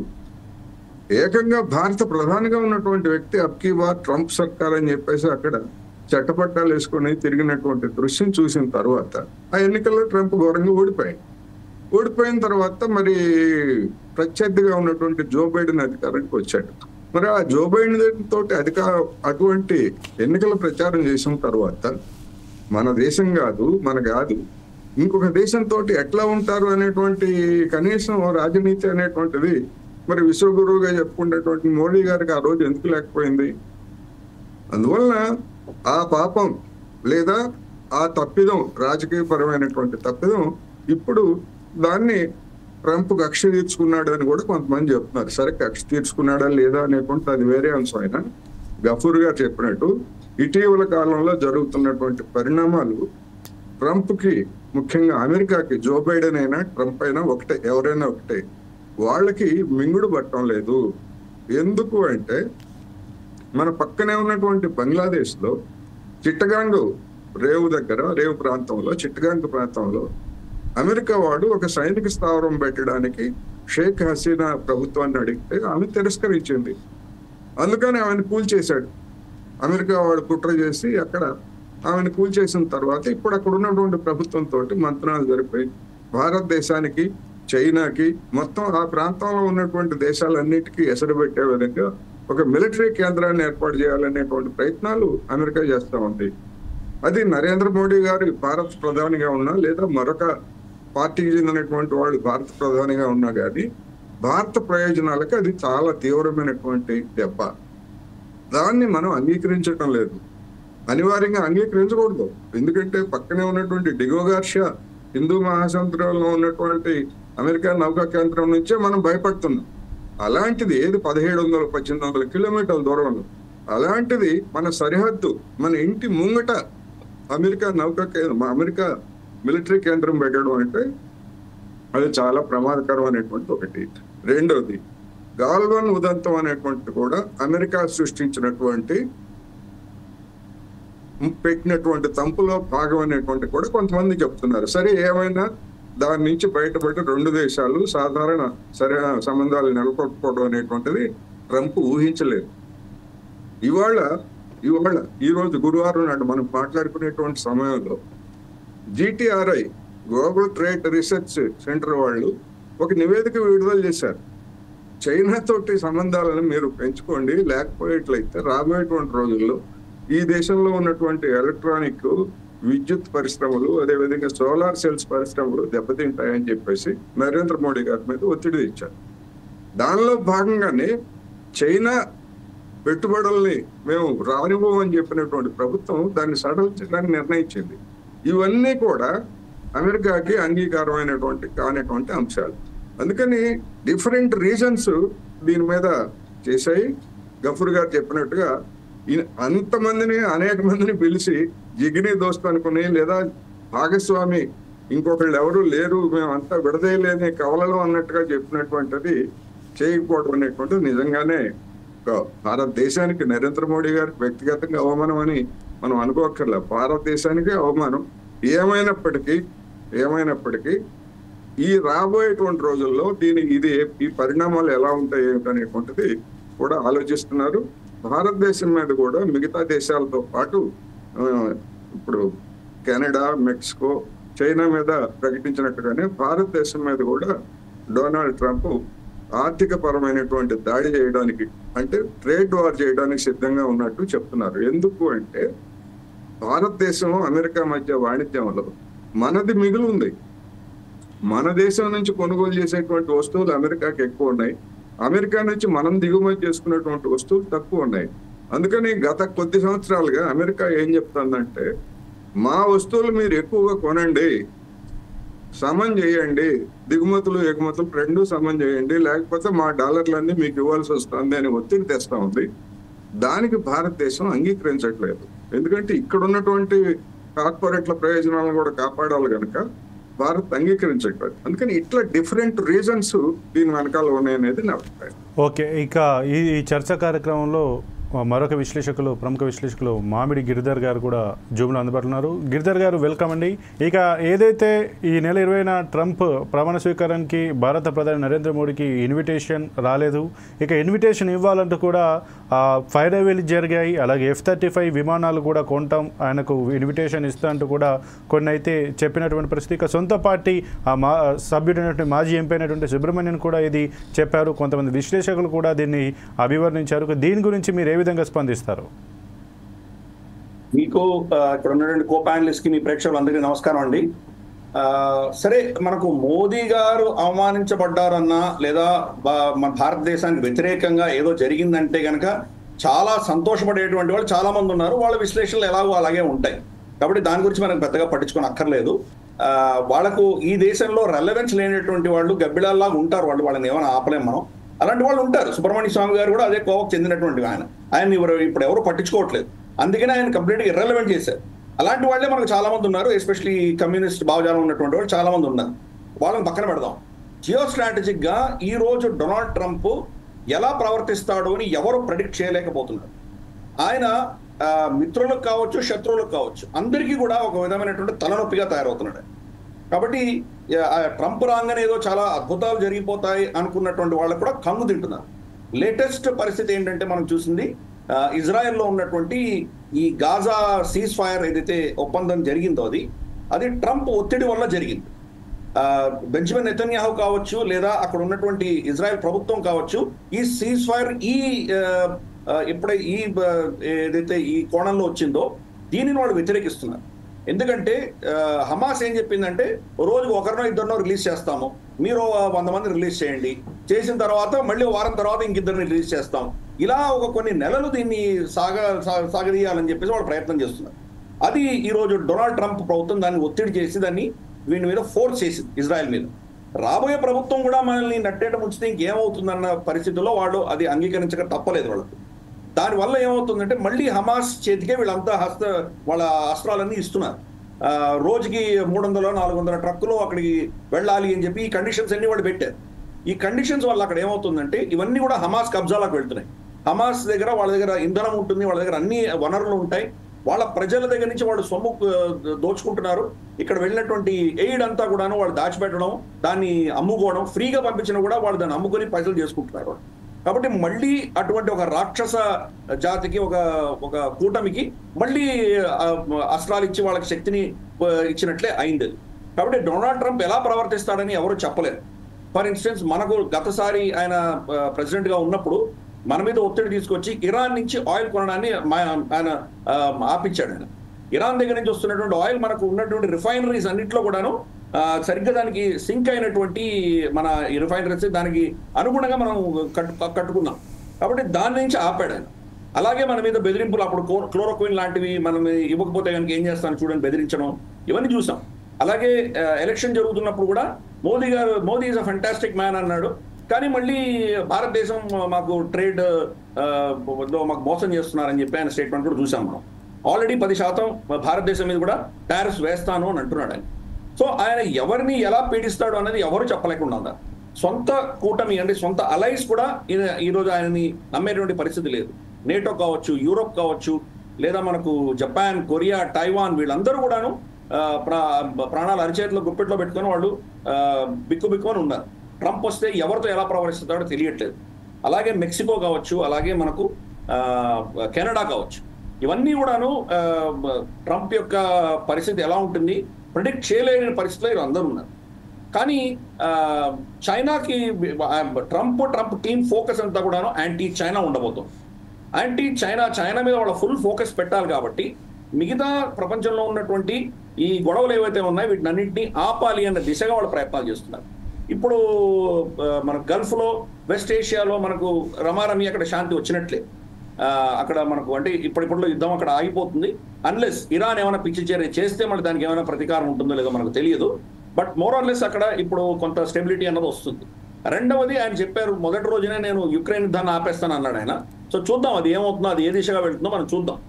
బహుశా అది కూడా నెల 15 రోజుల్లో బహుశా యుక్రెయిన్కి ఫండింగ్ ఆపేస్తే కనుక వాళ్ళు కూడా దాసోహమని వాళ్ళు ఏదో చర్చలకు రాక తప్పలేని పరిస్థితి రావచ్చు. కాబట్టి ఆ పరిస్థితుల్లో ఈ రెండు కనుక మినహాయించేస్తే కనుక ఇంకా కంప్లీట్ ఫోకస్ చైనా మీద పెట్టబోతున్నాడు ఆయన. చైనా మీద కొన్ని వీటి మీద 20% నుంచి 60% టారిఫ్లు వేస్తానని చెప్పి ఆల్రెడీ బెదిరించాడు. కానీ చైనా ఏం చేసిందంటే గతసారి ట్రంప్ ఉన్నప్పుడు ఇన్ఫాక్ట్ అంతకంటే ముందు నుంచి మొదలుపెట్టారు, ఒబామా టైం నుంచి కూడా మొదలుపెట్టారు. కానీ ఎస్పెషలీ గతసారి ట్రంప్ 4 ఏళ్ల హయాంలో వీళ్ళు అమెరికాని ఎలా మోసం చేయాలి అని వాళ్ళు బాగా నేర్చుకున్నారు. అందుకని వాళ్ళు ఏం చేశారంటే 90%, 95% కంప్లీట్గా మ్యానుఫ్యాక్చర్ అయిన ప్రొడక్ట్స్ అన్ని మెక్సికోకో, కెనడాకో షిఫ్ట్ చేశారు. లాస్ట్ దానికి స్క్రూలు టైట్ చేసేది మెక్సికోనో, కెనడాలో టైట్ చేసి made in Mexico, made in Canada అని ట్యాక్స్ లేకుండా అమెరికాలో అమ్ముతున్నారు. సో ఇక ఇప్పుడు 60% వీళ్ళ మీద చైనా గూడ్స్ మీద టారిఫ్ వేసినా కానీ కూడా Chinese products made in Mexico, made in Canada, made in Vietnam పేరిట అన్నీ వస్తున్నాయి, మళ్ళీ అమెరికాలో వస్తున్నాయి. కాబట్టి నిజంగా అవి టైట్ చేయగలడా లేదా అనేది మనం వేచి చూడాలి. ఎందుకంటే అక్కడ బిజినెస్ ఇంట్రెస్ట్ ఉన్నాయి. ఇప్పుడు ఈయన రైట్ హ్యాండ్గా ఎలాన్ మస్క్ ఉన్నారు. Elon Musk trillions of dollars ఈరోజు చైనాలో ఉన్నాయి, ఆయన ఇన్వెస్ట్మెంట్స్ ఉన్నాయి. ప్లస్ ఆయన బిగ్గెస్ట్ కస్టమర్స్ అందరు కూడాను చైనాలో ఉన్నారు. కాబట్టి ఆయన టెస్లా కార్స్ చైనాలో అమ్ముడుపోయేంత అమెరికాలో కూడా అమ్ముడుపోవట్లేదు. కాబట్టి అటువంటి పరిస్థితుల్లో నిజంగా చైనా మీద ఒక టఫ్ స్టాండ్ తీసుకోగలరా, తీసుకుంటే కనుక ఆయనకు ఓన్ సొంత లాబీ ఆయనకు వ్యతిరేకంగా ఎలా తయారవుతుంది, ఇవన్నీ కూడా రాబోయే రోజుల్లో చూడాలి. సరే, మోదీ గారిని పిలవలేదంటే దానికి చాలా కారణాలు ఉన్నాయి. యాక్చువల్గా వాళ్ళకు అటువంటి సంస్కృతి లేదు. ప్రతిసారి ప్రమాణ స్వీకారం చేసేటప్పుడు విదేశీ నేతలను పిలవడం అనేది సంప్రదాయం లేదు వాళ్ళకి. అది ఇంటర్నల్ అఫైరే ఉంటుంది. ఈసారి ఆయన షీ జిన్పింగ్ని పిలిచారు. షీ జిన్పింగ్ ఎందుకంటే లార్జెస్ట్ ఇన్వెస్ట్మెంట్స్ ట్రేడ్ వాళ్ళిద్దరి మధ్యన ఉన్నది కాబట్టి అక్కడ ఏదో ఒక ఒప్పందం చేసుకుందాం అన్నటువంటి ప్రయత్నం చేశారు ఆయన. కానీ షీ జిన్పింగ్ పరిస్థితి ఏంటంటే, షీ జిన్పింగ్ కనుక చైనా దాటి బయటికి వెళితే ఎక్కడ అంతర్గతమైనటువంటి కూ జరిగి ఆయనని తీసేస్తారో అన్న భయంతో ఉన్నాడు షీ జిన్పింగ్. అందుకని ఆయన ఎక్కడికి వెళ్ళినా చూస్తే కనుక ఆయన తర్వాత ఒక 20-30 సీనియర్ నేతలందరూ కూడా తనతో పాటు తీసుకెళ్తాడు. బ్రిక్స్ సౌత్ ఆఫ్రికా వెళ్ళినప్పుడు అదే పరిస్థితి. ప్లస్ ఆయనకు ఒక నమ్మకం ఉన్నది, పాత చైనీస్ పుస్తకాల్లో ఒక తెల్లటి పిట్టని ఎవరో బాణం పెట్టి కొట్టి చంపినట్టు ఒక చిత్రం ఉంది. దాన్ని ఆయనకు వర్తించుకొని తెల్ల అన్నది షీ అన్నది పేరుతో వస్తుంది. కాబట్టి ఎవరో బాణం పెట్టి కొడుతున్నారు కాబట్టి రాకెట్ ఫోర్సెస్ కానీ లేదా ఆయన వెళ్తున్నటువంటి ఫ్లైట్ని ఎవరైనా పేల్చేయడం కానీ ఇటువంటి చేస్తారేమన్న భయం ఆయన చాలా ఉంది. లాస్ట్ టైం ఆయన ఇక్కడికి సౌత్ ఆఫ్రికా నుంచి వెళ్ళినప్పుడు జింగ్జియాంగ్ లో దిగారు. బీజింగ్ వెళ్ళాల, జింగ్జియాంగ్ నుంచి బీజింగ్ దాకా ట్రైన్లో వెళ్ళాడు. 2 రోజుల ప్రయాణం. అంటే అంత భయంలో ఉన్నాడు ఆయన. కాబట్టి ఆ దేశం వదిలి బయటికి రావాలంటే ఆయనకి చాలా ప్రోటోకాల్స్ ఉంటాయి. ఆయన అంత తొందరగా రాడు బయటికి, అదొకటి అర్థం చేసుకోవాలి. కాబట్టి ఓకే గిరిధర్ గారు మళ్ళీ మీ దగ్గరకు వస్తాను. మౌనిక గారు చెప్పండి, ఏదైతే ఈ చైనా తోటి విభేదాలు పెంచుకోవాలి, ఏదైతే చైనా తోటి సత్సంబంధాలు కొనసాగించొద్దు, అలాగే రష్యా తోటి కూడా ముడి చమురు లాంటివి దిగుమతి చేసుకుంటున్నారు, ఇవి రెండు ముఖ్యంగా అమెరికాకైతే ముఖ్యంగా ట్రంప్కి అయితే శత్రువులాగా భావిస్తాడు. ఇక ఈ నేపథ్యంలో భారత్ వాటికి తలొగ్గకపోవడం వల్లనే ఈ రకమైనటువంటి ఇన్విటేషన్ ఇవ్వకపోవడం అనేది జరుగుతుందంటూ కూడా మనకైతే వినిపిస్తుంది. దీన్ని మీరే విధంగా స్పందిస్తారు దీనిపైన? First thing, like I said, వాళ్ళు ఇన్విటేషన్ ఇచ్చినా దానికి పెద్ద ఎగిరేది లేదు, ఇయ్యకపోయినంత మాత్రాన పెద్ద బాధపడేది లేదు. అది ఫ్రమ్ ద పార్టీ స్టాండ్. ఇందాక డిబేట్ లో వీళ్ళు అన్నట్టుగా సుబ్రహ్మణ్య స్వామి గారు అన్నారు, వెళ్ళి బతిమాలిన్రు, ఇవన్నీ అన్నారు అని ఆయన మాటను, ఆయన ట్వీట్ ని వేదవాక్కుగా తీసుకునే డిబేట్ ప్యానలిస్ట్లను నేను ఒక క్వశ్చన్ అడగదలుచుకున్నా. సుబ్రహ్మణ్య స్వామి గారు ఈమెను సోనియా గాంధీ, ఇటాలియన్ సోనియా గాంధీని నానా మాటలు అన్నారు. మరి వాటిని కూడా కన్సిడర్ చేసుకొని ఆయన ఏం మాట్లాడినా అన్ని తీసుకోండి. మరి ఆయన రాహుల్ గాంధీని బుద్ధు అంటాడు, సో వీళ్ళు ఆ బుద్ధు అని యాక్సెప్ట్ చేయండి. ఇటలీ మాత గురించి వెళ్ళి నానా మాటలు అన్నాడు, అవే యాక్సెప్ట్ చేయండి. సెలెక్టివ్ గా సుబ్రహ్మణ్య స్వామి అన్నయ్య తీసుకోవడం ఎందుకు? అంటే మోదీని ఎవరు ఏమన్నా, అంటే ప్రపంచంలో ఎవరి ఐడియాలజీ ఏమున్నా, ఎవరు ఎటు సైడ్ లింక్ అయినా, ఎవరు ఎటు సైడ్ ఇంక్లైన్ అయ్యే వ్యక్తి అయినా పర్వాలేదు, కానీ మోదీని అన్న వాళ్ళందరినీ మాత్రం వాళ్ళ ట్వీట్స్, వాళ్ళ ఒపీనియన్స్ తీసుకుంటామని ఈ సెలెక్టివ్ పాయింట్స్ ఏవైతే ప్యానలిస్టులు అంటున్నారో దానికి నేను సమ్మతించట్లేదు. ఒకటి.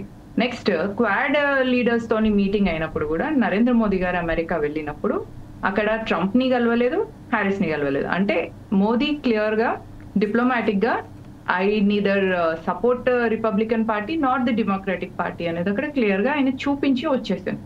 మనం ఒక యాక్షన్ చేసినప్పుడు దానికి ఒక రియాక్షన్ ఆటోమేటిక్ గా ఉంటది, అది ఆ రియాక్షన్ అనుకోండి. నెక్స్ట్, భారతీయ జనతా పార్టీకి, నరేంద్ర మోదీ గారికి నేషన్ ఫస్ట్, నేషన్ ఇంట్రెస్ట్ అనేది ఇంపార్టెంట్.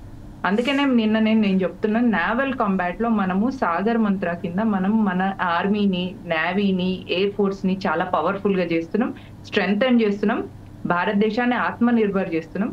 ఏ దేశానికి కూడా మనం తల ఒగ్గాల్సిన అవసరం లేదు. ఈవెన్ మన పక్కన ఉన్న చైనా, అది ఎట్లయితే కమ్యూనిస్ట్ కంట్రీ, పిల్లల ఆస్తులు పిల్లలకు రానియకుండా దేశానికి వెళ్ళేలాంటి సిద్ధాంతంతో ఉన్న దేశంలో యూత్ తగ్గిపోతున్నారు. ఎందుకంటే సంపాదించిన ఆస్తి అంతా దేశానికి అన్న తర్వాత పిల్లల్ని అనాల్సిన అవసరం లేదు అనే ఐడియాలజీ పబ్లిక్ వచ్చింది కాబట్టి, అనే థాట్ పబ్లిక్ వచ్చింది కాబట్టి మార్క్సిస్ట్ ఐడియాలజీని పబ్లిక్ యాక్సెప్ట్ చేస్తలేరు.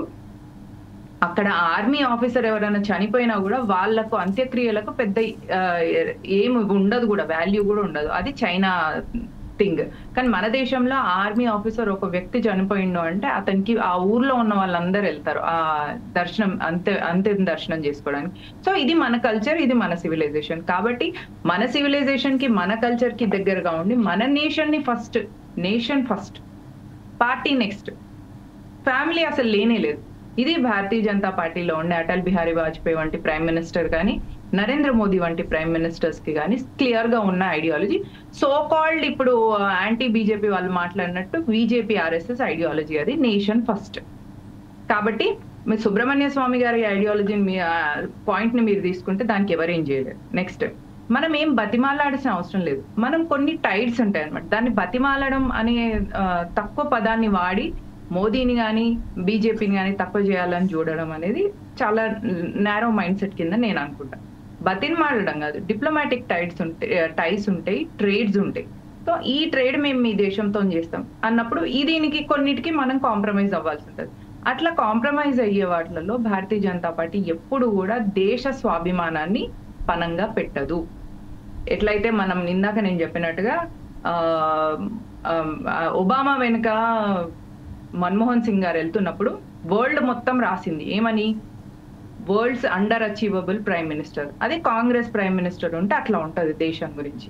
అదే మోదీ గురించి ఒక డిక్టేటర్ ఆఫ్ ద కంట్రీ, అంటే దేశం పట్ల ఒక క్లియర్ ఇమేజ్ ఉంది, ఒక గొప్ప స్టాండ్ ఉంది, దేశాన్ని అగ్రగామిగా చేయాలి అనే ఉద్దేశంతో ఉన్న ఒక వ్యక్తిని చూసి వాళ్ళు డిక్టేటర్ అని అనుకుంటే 3 times పబ్లిక్ ఎన్నుకోవడానికి పబ్లిక్ ఏం పిచ్చోళ్ళు కాదు. అండ్ భారతదేశంలో ఉన్న పబ్లిక్ ని వరల్డ్ మొత్తం మేము బ్రెయిన్ ని ఇంపోర్ట్ చేసుకుంటామని చెప్తారు. అంటే ఇంటెలిజెంట్ పీపుల్ భారతదేశంలో ఉంటారనే దాని ఉద్దేశం. సో అంత గొప్ప యూత్, అంత ఇంటెలిజెంట్ యూత్ ఉన్న ఈ దేశం ఊరికే పోయి భారతీయ జనతా పార్టీకి ఓట్ వేయలేదు. కాంగ్రెస్ ఒక ఇన్కేపబుల్ పార్టీ అని చూసి మోదీ లాంటి వ్యక్తే దేశానికి ప్రధాని ఉండాలి అనుకున్నారు కాబట్టి హ్యాట్రిక్ గా ప్రైమ్ మినిస్టర్ మోదీ అయిండ్రు, ఎట్లాంటి డైనస్టీ లేకుండా. కాబట్టి మీరు సెలెక్టివ్ గా కొన్ని పాయింట్స్ తీసుకొని మోదీకి ఇన్సల్ట్ అయిందని, సుబ్రహ్మణ్య స్వామి లాంటి వాళ్ళు ఎంతో మంది ఉంటారు, వాళ్ళు మరి సోనియా గాంధీని అన్నదాన్ని వీళ్ళు ఒప్పుకోరు కానీ మోదీని అన్నదాన్ని ఒప్పుకుంటారు. సో లేటెస్ట్ ట్రెండ్ ఎట్లా అంటే మోదీని ఎవరన్నా అంటే వాళ్ళని ఓన్ చేసుకోవాలి. ఇది ఇప్పుడు ఈ దేశంలో 2 ఉన్నాయి అన్నమాట, ఒకటి ప్రో మోదీ, ఒకటి యాంటీ మోదీ.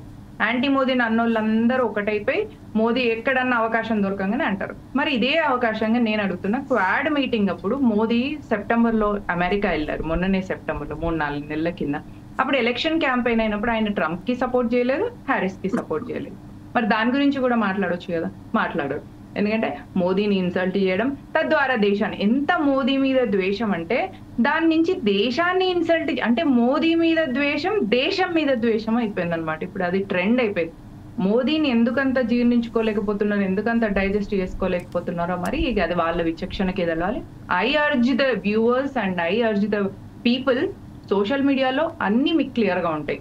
మీరు ఒక విషయంగా ఇదివరకు కాలంలో న్యూస్ ఛానల్ ఒకటి చెప్పిందంటే అదే వేదంగా అయిపోదు. ఇప్పుడు సోషల్ మీడియా రావడం వల్ల మీకు దాని నేరేటివ్ ఏంటిది అనేది కూడా తెలుస్తుంది. సో మౌనిక గారు ఫాలో ఒక నేరేటివ్ తీసుకొస్తున్నారంటే దాని కౌంటర్ ఏమొస్తుంది అనేది కూడా తెలుసుకుంటే అప్పుడు మీకు క్లారిటీ వస్తుందని నేను వ్యూవర్స్ ని కోరుకుంటున్నాను. ఓకే. ఇక గఫూర్ గారు ఏదైతే బీజేపీ నాయకులు మౌనిక గారు చెప్తున్నారు, ఏదైతే సుబ్రహ్మణ్యం చెప్పిన దాన్ని పట్టించుకోవాల్సిన అవసరం, ఎందుకంటే ఆయన ఎవరైతే సోనియా గాంధీ మీద, రాహుల్ గాంధీ మీద కూడా కొన్ని వ్యాఖ్యలు అయితే చేశారని చెప్పారు, వాటిని కూడా పట్టించుకోవాల్సిన అవసరం లేదన్నారు. అలాగే మేమేమి దేశ స్వాభిమానాన్ని తాకట్టు పెట్టలేదు, కేవలం అక్కడికి వెళ్తే పలు దేశాల అధ్యక్షులు వస్తారు కాబట్టి వాణిజ్యపరమైన ట్రేడ్ చేసుకోవడానికి, వాణిజ్యపరమైన ఇంకా మాట్లాడుకోవడానికి అవకాశాలు ఉంటాయి కాబట్టి ఆ దిశలో ప్రయత్నాలు జరిగినట్టుగానైతే ఆమె చెప్పారు. ఇక ముఖ్యంగా ఏదైతే మోడీకి వర్సెస్, ఇప్పుడు మోదీని ఏమనంటే అది కేవలం భారతదేశాన్ని అన్నట్టుగానే మీరు ముందుకేసుకొని మోదీని టార్గెట్ చేస్తే ప్రతి ఒక్కరికి లెఫ్టిస్టులు ఆ టార్గెట్ చేసుకొని మాట్లాడుతున్నారంటూ కూడా చెప్తున్న పరిస్థితి. ఇక అలాగే గిరిధర్ గారు కూడా చెప్పారు, ఏదైతే చైనా అధ్యక్షుడు కేవలం అతనికి థ్రెట్ ఉండడం వల్లనే బయటికి రాలేదు, దానికి ఆంక్షలు ఉన్నాయంటూ కూడా ఆయన చెప్తున్నారు. దీన్ని ఏ విధంగా మీరు చూస్తారు? సార్, ఫస్ట్ నేను గిరిధర్ గారు చెప్పిన కొన్ని వాక్యాలు మాత్రం నేను తీవ్రంగా ఖండిస్తున్నానండి. ఇప్పుడు నిన్న ఇజ్రాయిల్ పాలస్తీనా, ఇక మళ్ళీ డిస్కషన్లోకి వెళ్తే గఫూర్ గారు చెప్పండి, ఇప్పుడు ఏదైతే మీరు ఇది మౌనిక గారు చెప్పారో దానిపైన మీరు ఏ రకంగా స్పందిస్తారు? గిరిధర్ గారు మరి ప్రొఫెసర్ గొప్ప విశ్లేషకుడు అని చెప్పారు, నాకేం పరిచయం లేదు ఆయన చెప్పిన దాంట్లో ఒక విషయం మాత్రం చాలా తీవ్రంగా ఖండిస్తున్నాను నేను. ఆయన ఏమన్నా అంటే హమాస్ అనే రాక్షసుల చేతికి మళ్ళా అప్పచెప్పారు. 46,000 మంది పాలస్తీనా స్త్రీలు పిల్లలు చచ్చిపోతే ఆయనకు సానుభూతి లేదు. ప్రపంచమంతటా మొత్తం పాలస్తీనాకు మద్దతుగా జర్మనీ, ఫ్రాన్స్, బ్రిటన్ అన్ని దేశాల్లో పెద్ద ఎత్తున ప్రదర్శనలు జరుగుతుంటే మానవత్వం ఉందా ఆయనకు? ఆయన శాంతి కోరుకునే వ్యక్తి అంటే పౌరులు చచ్చిపోయిన పర్వాలే, ఎన్ని వేల మంది స్త్రీలు పిల్లలు చచ్చిపోయినా సానుభూతి లేకపోతే ఆయన విశ్లేషకుడు నాకు అర్థం కాలే. హమాస్ను తిట్టండి, ఎవరిని తిట్టండి, మాకేం బాధ లేదు, కానీ శాంతి ఏర్పడింది, కాల్పులు ఆగినాయి అనేటువంటిది ప్రపంచవ్యాప్తంగా సంతోషం వ్యక్తం అవుతుంటే ఈ గిరిధర్ లాంటి వ్యక్తులకు మాత్రం ఎక్కడ శాంతి లేదు, అసంతృప్తి ఉంది, రగిలిపోతున్నారు, రాక్షసులను తిడుతున్నారు. వాళ్ళని అంటేనే వీళ్ళు ఏ తరగతి విశ్లేషకులో వీళ్ళ సిద్ధాంతం ఏమిటిదో చాలా స్పష్టంగా అర్థమవుతుంది. మీరు చైనాని తిడతారా, తిట్టండి, మాదేం పోతుంది. చైనాని తిట్టండి, షీ జింగ్పిన్ తిట్టండి, ఎవరిని తిట్టే మాదేముంది. కానీ ప్రజలు తిట్టేటువంటి కల్చర్ ఏంది? 46,000 మంది చచ్చిపోతే ఐసీజే వారెంట్లు ఇచ్చింది, ఇంటర్నేషనల్ కోర్టు అరే నేతన్యాయం అరెస్ట్ చేయమని చెప్తే గిరిధర్ గారు వచ్చి నేతన్యాయం సపోర్ట్ చేసే దుస్థితి లేకపోతే వీళ్ళు ఏం మనుషుల మానవత్వం ఉందా అనేది ఇది ఫస్ట్ పాయింట్ అండి. సెకండ్, ఇప్పుడు సుబ్రహ్మణ్యం స్వామి మాకేం ఐడియల్ కాదండి, మాకేం ఆయన ఆదర్శ పురుషుడు కాదు. సుబ్రహ్మణ్యం స్వామి బీజేపీ అనే పార్టీ దానికి గతి లేక పెట్టుకునేదా? మరి ఎందుకు పెట్టుకున్నారో నాయకుడిగా పెట్టుకున్నారు. మొన్నడు పార్లమెంట్ సభ్యుడు, ఆయన పార్లమెంట్ సభ్యత్వం కోసం చాలా ప్రయత్నాలు చేసినాడు, అది రాలేదు. ఇప్పుడు ఆయన పార్టీని తీసేసినట్టు ఎక్కడ మాకేం కనపడలేదు. తీసేస్తే తీసేసేయండి. సుబ్రహ్మణ్యం స్వామి చెప్పిన దాన్ని జయశంకర్ అమెరికాకు పోయి చేసే ప్రయత్నాల గురించి మేము చెప్తున్నాం తప్ప ఇప్పుడు ఆడ లోపల ఏమేం జరిగినాయి మతలబులు మాకేం సంబంధం. ఇప్పటికీ మేము చెప్తున్నాం, భారత ప్రధానమంత్రి వ్యక్తి ఎవరు పక్కన పెట్టండి, భారత ప్రధానమంత్రిని అవమానిస్తే అది దేశాన్ని అవమానించినట్లే, సరైనది కాదు. తప్పనిసరిగా అమెరికా పిలవాల్సిందనే చెప్తున్నాం. మేము పిలవకపోవడం మంచిదైంది అని మేమేం చెప్పడం లేదే. కమ్యూనిస్టు వ్యతిరేకత నరనరాన ఇంత దుర్మార్గంగా ఉంటే మీకు ఇప్పుడు ఆ అమ్మాయి మాట్లాడుతుంది ఇటలీ మాత అంట. ఆమెకు అంటే ఎంత ఆ భావజాలాన్ని ప్రతి చోట ఎట్లా గుప్పించాలనేటువంటి ప్రయత్నం చేస్తుందో నాకు అర్థమవుతుంది. ఇటలీ మాతనా? అరే నువ్వు పేరు చెప్పలేవు. ఇటలీ దేశాన్ని తీసుకొచ్చి ఆమె పరాయి దేశస్త్రాలు, ఈ దేశం వారిని పెళ్లి చేసుకొని ఈ దేశంలో పిల్లలు కానీ ఈ దేశంలో ఉంటేనేమో ఇటలీ మాత నాకు కనపడుతుంది. మీరు ట్రంప్ను కౌగిలించుకుంటే చాలా బాగుంటుంది. ఏమైనప్పటికీ ఒకటిసారి ఈరోజు అమెరికా యొక్క విధానాలు ఎప్పుడు ఏ పద్ధతిలో మారుతాయన్నది ఎవరు గెస్ చేయలేని పరిస్థితి ట్రంప్ అనేటువంటి వ్యక్తి యొక్క పరిస్థితి. ఇప్పుడు రష్యాలో పుతిన్ పిలవలేదు, ఎందుకంటే పుతిన్కు అమెరికాకు డైరెక్ట్గా యుద్ధం జరుగుతుంది.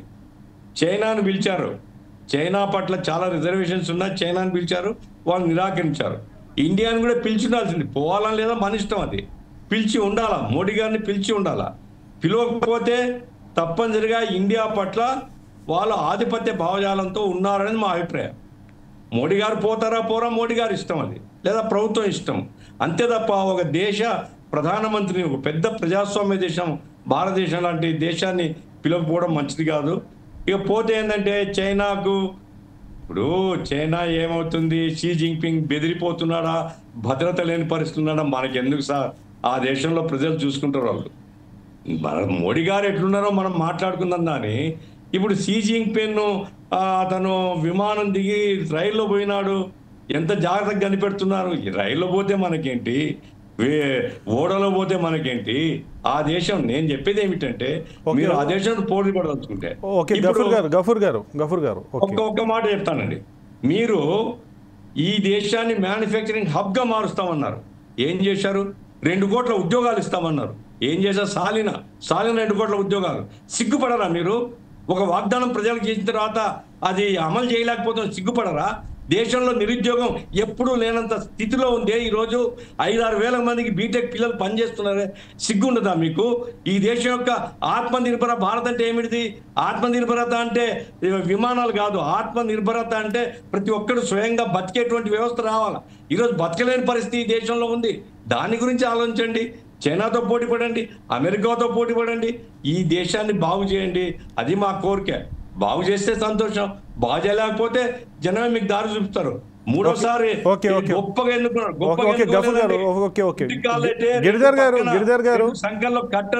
గఫూర్ గారి వ్యాఖ్యల పట్ల మీరు ఏ విధంగా స్పందిస్తారు సార్? గఫూర్ గారి వ్యాఖ్యల పట్ల మీరు ఏ విధంగా స్పందిస్తారు? నేను వ్యక్తులని ఉద్దేశించి నేనేం మాట్లాడలేదు. కానీ గఫూర్ గారు పదే నా పేరు చెప్పి ఆయన ఎటువంటి వ్యక్తి, ఇటువంటి క్రూరుడు అంటాడా, రక్త పిపాసి,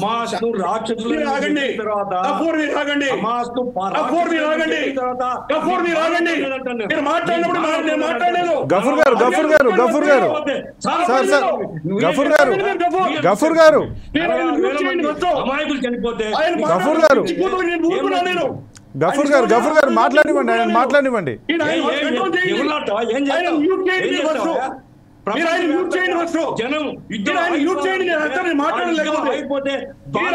గఫూర్ గారు ఆయన మాట్లాడండి, గిరిధర్ గారు మాట్లాడివ్వండి. గఫూర్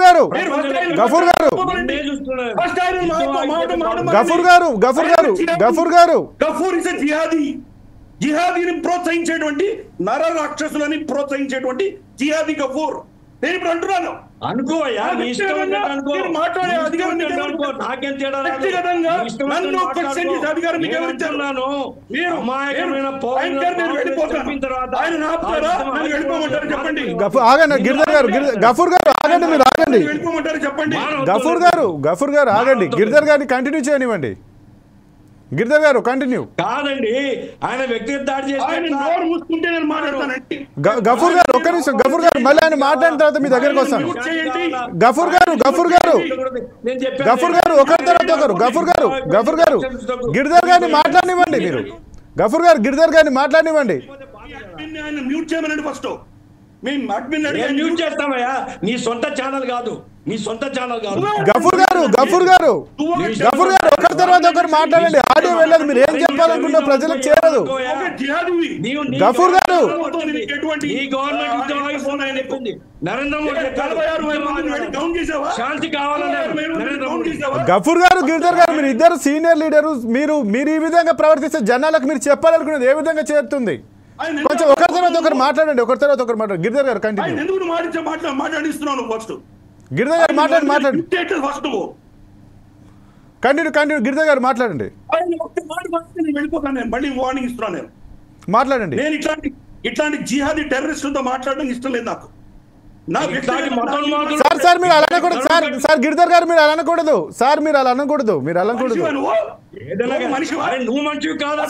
సార్ తప్పుదో పడుతుంది. సార్ చర్చ తప్పుదో పడుతుంది, పర్సనల్ వెళ్తుంది. సార్ చర్చ తప్పుదో పడుతుంది.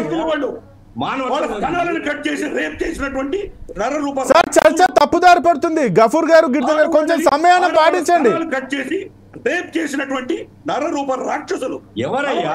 ఎవరు? గిరిధర్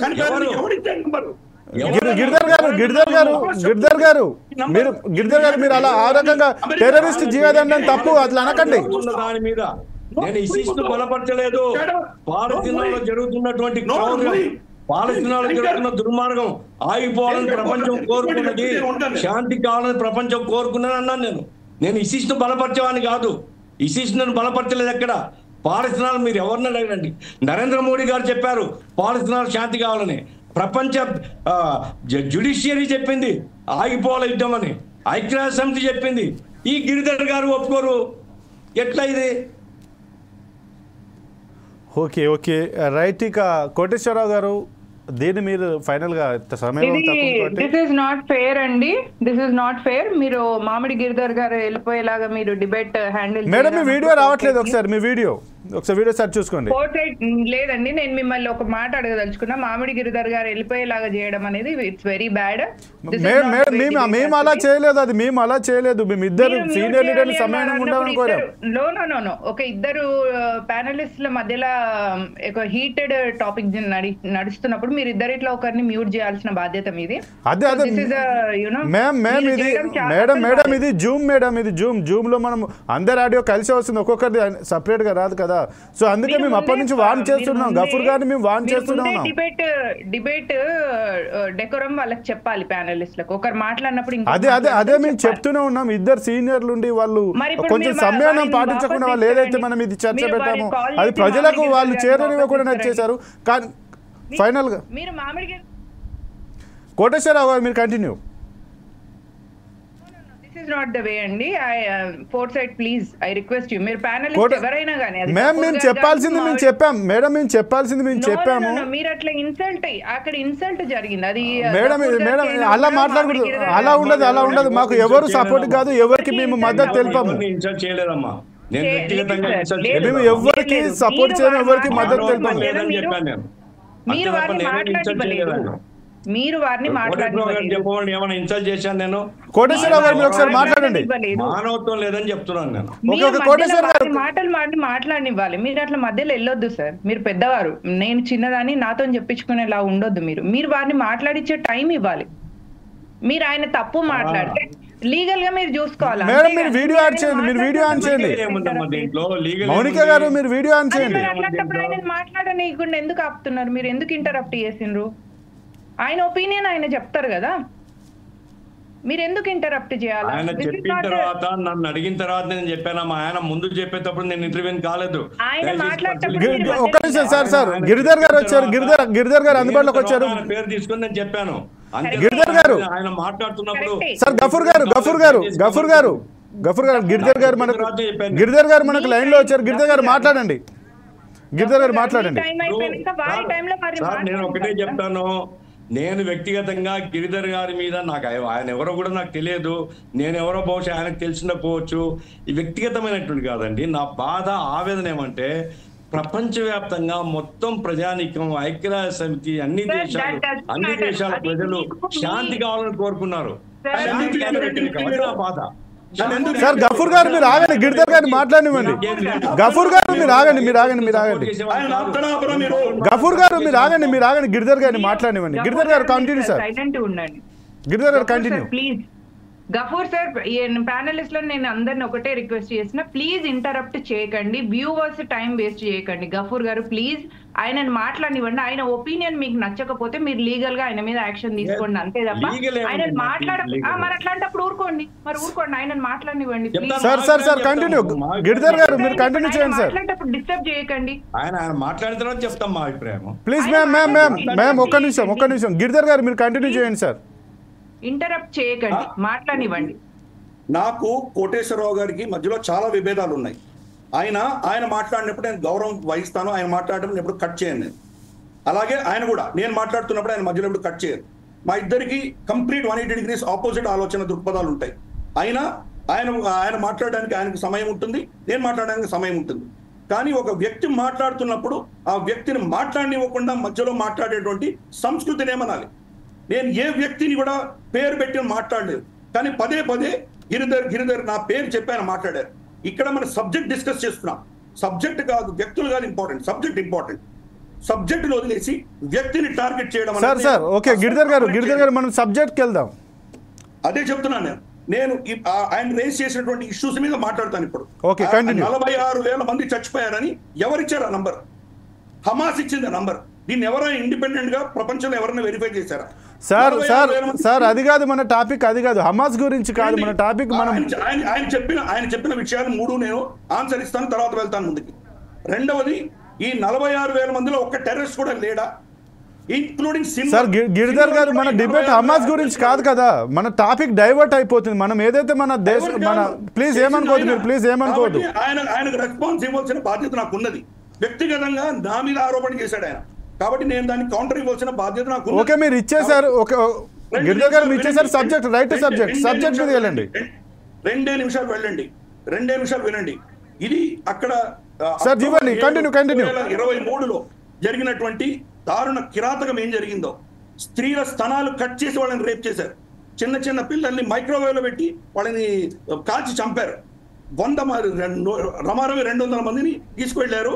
కిరాతకంగా గ్యాంగ్ రేప్ చేశారు వాళ్ళని. వీళ్ళని రాక్షసులు. సార్ గిరిధర్ గారు సబ్జెక్ట్ మీదకి వెళ్ళండి, ఎందుకంటే ఇది మనకు అనవసరమైంది. మోడీ మనకు కావాల్సింది మన సబ్జెక్ట్, మనకు ఇన్విటేషన్ దాని గురించి మీరు సబ్జెక్ట్ మీద. నేనైతే ఈ సబ్జెక్ట్ వెనక్కి తీసుకెళ్ళలేదు, దాన్ని తీసుకెళ్ళింది గఫూర్. కాబట్టి నా తప్పు కాదు అది, దానికి నేను క్లారిఫికేషన్ ఇచ్చాను. ఇప్పుడు మోదీ దగ్గరకు వద్దాం. మోదీ అన్నటువంటి వ్యక్తి గత 10 ఏళ్ల అనుభవం ఉన్నది ఆయన.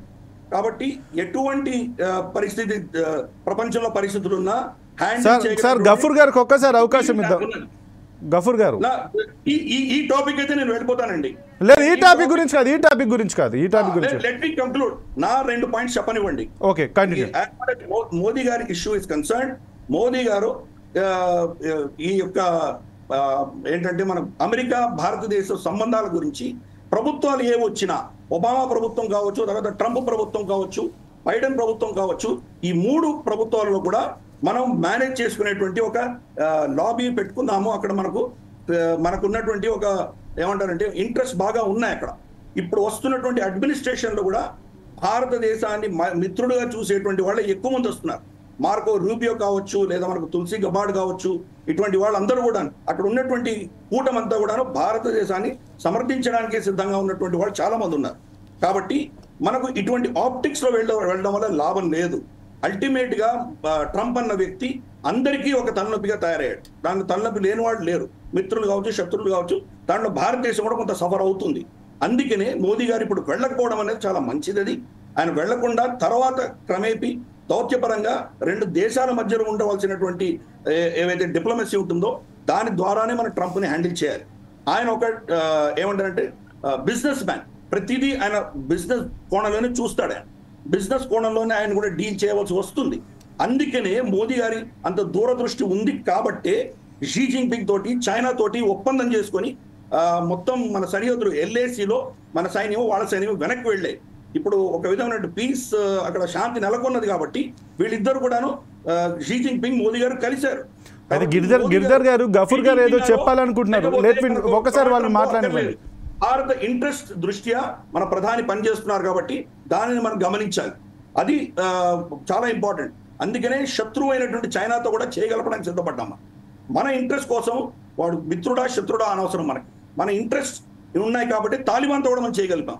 కాబట్టి ఎవరు భారతదేశానికి అవసరం ఉంటుందో, ఎవరి వల్ల మనకు లాభం ఉంటుందో వాళ్ళతో చేయగలిపేటువంటి నైజం ఈరోజు మన ప్రభుత్వంలో ఉంది కాబట్టి దానిని మనం గమనించాలి. కానీ ఊరికే మన దేశం మన ప్రధానిని దూషించుకుంటూ ఉంటే కానీ దానివల్ల ఎవరికి లాభం లేదు. ఓకే గఫూర్ గారు చెప్పండి. సార్, ఇప్పుడు నేను గిరిధర్ గారి మీద వ్యక్తిగతంగా నాకేం తగాదంటుందండి.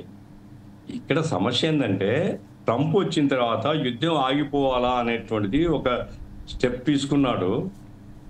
దాంట్లో మంచి చెడ్డల్లోకి నేను పోను, ఎందుకంటే ఆ దేశంలో జరుగుతున్నటువంటివి ఎవరు కరెక్ట్ ఎవరు తప్పు ఆ విషయాల్లోకి పోకుండా జనం నష్టపోతున్నారు, జనం పిల్లలు స్త్రీలు చచ్చిపోతున్నారు, ఆగిపోయింది. రెండో యుద్ధం కూడా ఆగిపోతే మంచిది. ప్రపంచంలో శాంతియుతంగా అన్ని దేశాలు పోటీపడి పెరగాలని మొట్టమొదట ఇంట్రడక్షన్ అని చెప్పాను. అయితే దాన్ని గిరిధర్ గారు ఇంకో రూపంలో తీసుకుని పోయినారు. నా పాయింట్ ఏంటంటే 46,000 లెక్క నేను చూడలేదు, ఆయన చూడలేదు. ఆయన ఏదో ఆయన చూస్తారేమో నాకు తెలియదు, నేను చూడలేదు. కాబట్టి దయచేసి ఏమంటే మానవులు ఎక్కడ చనిపోయినా కానీ సానుభూతి చూపేటువంటి కల్చర్ ఉండాలని నా అభిప్రాయం. ఆయనకు డిఫరెంట్ కల్చర్ ఉండొచ్చు.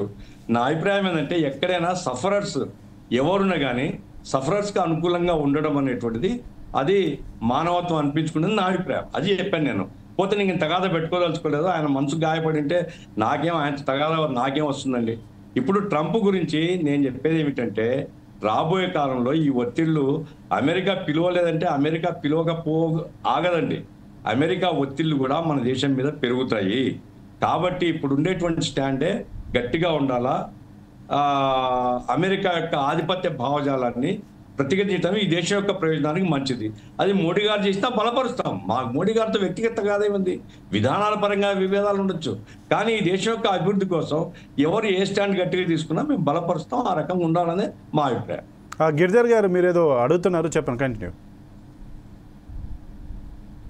ఆయన వ్యక్తిగతమైన విషయాలు తీసుకురాని చెప్తూ మళ్ళీ ఇది ఆయన కల్చర్ అవ్వచ్చు అని ఎందుకు కామెంట్ చేయాలి? ఆయన మేము అందరూ ఎవరు చావకూడదు అని మేము కోరుకుంటున్నామంటే అందరూ చావాలని నేను కోరుకుంటున్నాను ఆయన ఉద్దేశమా? అంటే అక్కడికి కూడా ఆయన యొక్క అక్కసు తీర్చుకోకుండా ఉండలేకుండా పోతున్నాడు ఆయన. ఇదా మనం చర్చించుకుంటున్నాం సార్. ఆ సబ్జెక్ట్ సార్ ఆయన సారీ గఫూర్ గారు సారీ చెప్పారు. మళ్ళీ ఎందుకు కామెంట్ చేయాలి నా మీద? వ్యక్తిగతంగా ఎందుకు కామెంట్ చేయాలి ఆయన? సబ్జెక్ట్ మీద ఉండకుండా ఆయన నా మీద వ్యక్తిగతంగా డిబేట్ లో ఉన్నప్పుడు చెప్తాను మా అభిప్రాయం. ఏం చెప్తాను డిబేట్ లో? నేనెవరో మీకు తెలియనప్పుడు, మీరెవరో నాకు తెలియనప్పుడు పదే నా కల్చర్ అది ఉండొచ్చు అని మీరు చెప్పడానికి మీకు ఎవరు అధికారం ఇచ్చారు? 46,000 మంది సబ్జెక్ట్ దాటి మరి నేను సార్ మీరిద్దరు వ్యక్తిగతంగా మీరు టాపిక్ డైవర్ట్లోకి వెళ్తున్నారు సార్. మీరిద్దరు సీనియర్లు, మీరు ఆ రకంగా మీరు ప్రవర్తించకూడదు సార్. గఫూర్ గారు, గిరిధర్ గారు మీరిద్దరు సీనియర్లు. చూడకపోతే సార్ ఒక్క నిమిషం మీరిద్దరు ఆగండి. కోటేశ్వరరావు గారిని ఒకసారి కోటేశ్వరరావు గారు మీరు చూడు, కనిపిస్తుంది నీకు అది. సార్ మీరిద్దరు కొంచెం సార్ మీరిద్దరు ఇలా మాట్లాడితే మీ ఆడియో వెళ్ళదు సార్. ఒక్క నిమిషం సార్, మీరు సీనియర్లు, సంయమనం పాటించండి. కోటేశ్వరరావు గారు మీరు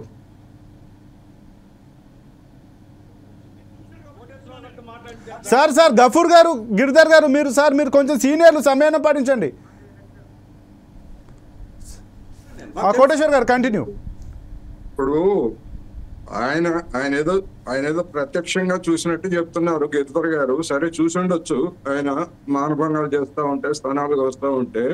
కానీ ప్రపంచం అంతా చూసింది. అక్కడ మొత్తం గాజా ప్రాంతాన్ని అంతా కూలగొట్టేసి వేలాది మంది. సార్ కోటేశ్వరరావు గారు మీరు టాపిక్ డైవర్ట్ కండి. మనం మోడీ గురించి మాట్లాడుతున్నాం. టాపిక్ డైవర్షన్ కాదండి, టాపిక్ డైవర్షన్ కాదు. ఇది ట్రంప్ కి సంబంధించినటువంటిది, లేదా ట్రంప్ ఇన్విటేషన్ కి సంబంధించినటువంటిది. ఎవరో నిర్దేశిస్తే ఎట్లాగా మాట్లాడాల్సిన మాట్లాడేసి ట్రాఫిక్ సంబంధించి మరి గిరిధర్ గారు అనేక అసందర్భమైనటువంటి విషయాలన్నీ చెప్పారు. జిన్పింగ్ గారికి ఆయనకు ప్రాణహాని ఉందని, 2000 కిలోమీటర్లు, ఇవన్నీ ఎవరు చెప్పమన్నారు? ఆయన మాట్లాడుతున్నారు. ట్రాఫిక్ కాదు కదా. అప్పుడు మీకు అనిపించలేదా? జిన్పింగ్ గారి గురించి చెప్పినప్పుడు, కమ్యూనిస్టుల గురించి లేకపోతే గురించి చెప్పినప్పుడు మీకు అనిపించలేదు అది టాపిక్ కాదని? అప్పుడు ఆపలేకపోయారా? సార్ ఇప్పుడు ఆయన చెప్పారు, ఆయనకు అట్లుందని చెప్పారు, మీరు దానికి సమాధానం చెప్పాలి కదా. ఆయన అన్నారు సమాధానం కంటిన్యూ చేయండి. చెప్తున్నా కదా, మీరు టాపిక్ కాదని అంటే నేను చెప్తున్నా. ఇప్పుడు 46,000 మందిని కంపేర్ అయిన ఎవరు చెప్పారు? వాళ్ళు చెప్పారు, వీళ్ళు చెప్పారు అంటున్నారు. మరి గిరిధర్ గారికి అత్యాచారాలు చేసింది ఎవరు చెప్పారు? ఎవడో చూపిస్తేనేగా. ఆయన వెళ్ళి చూడలేదు కదా. అమ్మ దీన్ని ఎట్లా నమ్మాలి? 46,000 మంది కనపడదు. వీడియోలు చూపించారట. వీడియోలు అనేకం చూపిస్తారు. వీడియోలు మణిపూర్లో వీడియో కూడా చూసాం. దాని గురించి ఏం మాట్లాడరు మణిపూర్లో వీడియో గురించి. అందుకని ఎవరైనా కానీ ఇప్పుడు గిరిధర్ గారు పేరు ఎత్తారు. ఆయన్ని జిహాద్ అంటే ఏంటి? ఆయనకేం రైట్ ఉంది? పేరు ఎత్తడం తప్ప? నా పేరు ఎత్తొచ్చు, లేదా నేను గిరిధర్ గారి పేరు మాట్లాడచ్చు, గిరిధర్ గారు అని చెప్పచ్చు. అంతకుమించి అదేదో నేరమైనట్టు, ఘోరమైనట్టు మీరు జిహాద్. అయ్యో, మీకు జిహాద్ అంటే మీనింగ్ తెలియనట్టుంది సార్. జిహాద్ అంటే పవిత్ర యుద్ధం చేసేవాళ్ళు. మాకు తెలియదులేమ్మా, పవిత్ర యుద్ధం చేసేవాళ్ళు. స్పెషల్ అర్థం ఉందమ్మా. వాళ్ళ మతం. మౌనిక గారు ఒక నిమిషం కోటేశ్వరరావు గారిని మాట్లాడివ్వండి. మీరు ఆయనకు టైం అసలే తక్కువ సమయం వచ్చింది సార్, మీరు కంటిన్యూ. ఆమె శుద్ధులు చెప్పారు కదా, మధ్యలో మాట్లాడకూడదని ఆమె చెప్పారు కదా శుద్ధులు. లేదు సార్, నేను మిమ్మల్ని ఇంటరప్ట్ చేయట్లేదు. చాలా మంచి పదం చెప్తున్నా. ఏదైనా అంతే. సార్ కంటిన్యూ కోటేశ్వరరావు గారు. నేను చివరిగా మౌనిక గారు చెప్పినటువంటి దానిలో ఒక అంశం ఒకటి మళ్ళా చెప్పదలుచుకున్నాను. క్వాడ్ సమావేశాలకు వెళ్ళినప్పుడు నరేంద్ర మోడీ గారు ట్రంప్ ని కలవలేదు, కమలా హారిస్ ని కలవలేదు. అది మంచిదే, అది సరైనటువంటి వైఖరే. కానీ ఆ బుద్ధి 2020లో ఏమైంది అనేది నేను మొదటే ప్రశ్నించాను. ఆ విచక్షణ అప్పుడెందుకు పాటించలేదు? దాని ఫలితం కూడా ఇప్పుడు ఈ విధమైనటువంటి ఆహ్వానం లేకపోవడంలో ఉన్నది అని కూడా నేను చెప్పాను. అందుకని అది కరెక్ట్ అనుకున్నప్పుడు మరి అంతకుముందు సంగతి ఎందుకని మౌనిక్ గారు మరి గుర్తులేదా? లేకపోతే సెలెక్టివ్ గా దాన్ని కావాలని దాచిపెట్టారా? దాన్ని సమర్థిస్తారా? హౌడీ మోడీ కార్యక్రమంలో హూస్టన్ నగరంలో జరిగినటువంటి దాన్ని ఏ దేశ ప్రధాని అయినా ఎవరైనా చేశారా? ఎట్లా? మన విదేశాంగ విధానానికి వ్యతిరేకం, వ్యక్తిగతంగా ఒక ప్రధాని స్థాయికి వ్యతిరేకం. ఒక దేశంలో వెళ్ళి ఒక నాయకుడిని గెలిపించాలని చెప్పటం. అందుకని ఇవన్నీ కూడా సరే, నేను ముందే చెప్పినట్టుగా నరేంద్ర మోడీ గారిని ఆహ్వానించకపోవడం వెనక అనేకమైనటువంటి కారణాలు ఉన్నాయి. బ్లాక్ మెయిల్స్ ఉన్నాయి, లేదా టిక్ ఫర్ టాట్ అన్నట్టుగా మా దేశం వచ్చి నన్ను కలవకుండా వెళ్తావా అని చెప్పేసినటువంటి ఉక్రోషం ఉంది. ట్రంప్ పిచ్చాడే కానీ అతనికి అమెరికాకు కావాల్సినటువంటి ప్రయోజనాలన్నీ చేకూర్చుకుంటాడు. ఆ ఒత్తిడిలో భాగమే ప్రధానంగా భారతదేశాన్ని బ్లాక్ మెయిల్ చేయాలనేటువంటి దానిలో భాగంగానే ఇలా చేశారనేది నేను చివరిగా చెప్పదలుచు. నాకు టైం ఉందండి, ఒక 1 minute కంటిన్యూ. రాజకీయాల్లో శాశ్వత శత్రువులు మిత్రులు అనే స్టేట్మెంట్ మనం ఎట్లయితే అంటామో, జియో పాలిటిక్స్ లో కూడా అంతే అండి. రేపు డెమోక్రటిక్ పార్టీలో ఎవరైనా ప్రో హిందూ లీడర్ ఉండేది ఉంటే అప్పుడు మనం వాళ్ళకి సపోర్ట్ చేస్తూ ఉండొచ్చు. Maybe it's in the future, మనం చెప్పలేం. రిపబ్లిక్ పార్టీలో ట్రేడ్స్ చూస్తాం. ఒక పార్టీని మనం విదేశాల్లో ఉన్న ఒక పొలిటికల్ పార్టీలో వాళ్ళకి మనం ఎంటర్ అవ్వాల్సిన అవసరం లేదు, సపోర్ట్ చేయాల్సిన అవసరం లేదు. కాబట్టి మొన్న డిప్లొమాటిక్ గా మోదీజీ రిటర్న్ అయిపోయారు. ఎందుకంటే మనం గ్రోయింగ్ నేషన్, ఎప్పుడైతే మనం గ్రో అవుతుంటామో పక్కోడు మనని ఓర్వలేడు అనమాట. సో ఓర్వలేని దేశాలు మనకి ఎన్నో ఉన్నాయి కాబట్టి సో మనకు అవసరం లేదు అన్న ఉద్దేశంగా క్వాడ్ నుంచి వెళ్ళి డెమోక్రాటిక్ పార్టీకి కానీ రిపబ్లిక్ కానీ సపోర్ట్ చేయకుండా మోదీజీ రిటర్న్ వచ్చేసారు. ఒకటి ఇక్కడ మొత్తం ఈ డిబేట్ లో నేను సార్ ని గఫూర్ సార్ ని చాలా అప్రిషియేట్ చేస్తున్నాను. ఎందుకంటే ఎక్కడో హమాస్ లో ఉన్న ముస్లింస్ గురించి ఆయన ఈ భారతదేశం ముస్లిం అయినా కూడా ఎంత సపోర్ట్ చేస్తున్నారు. ఆయన మనసు అట్లా ప్రపంచంలో ఉన్న హిందువులందరూ మర్చిపోయి ముస్లిం అదే విధంగా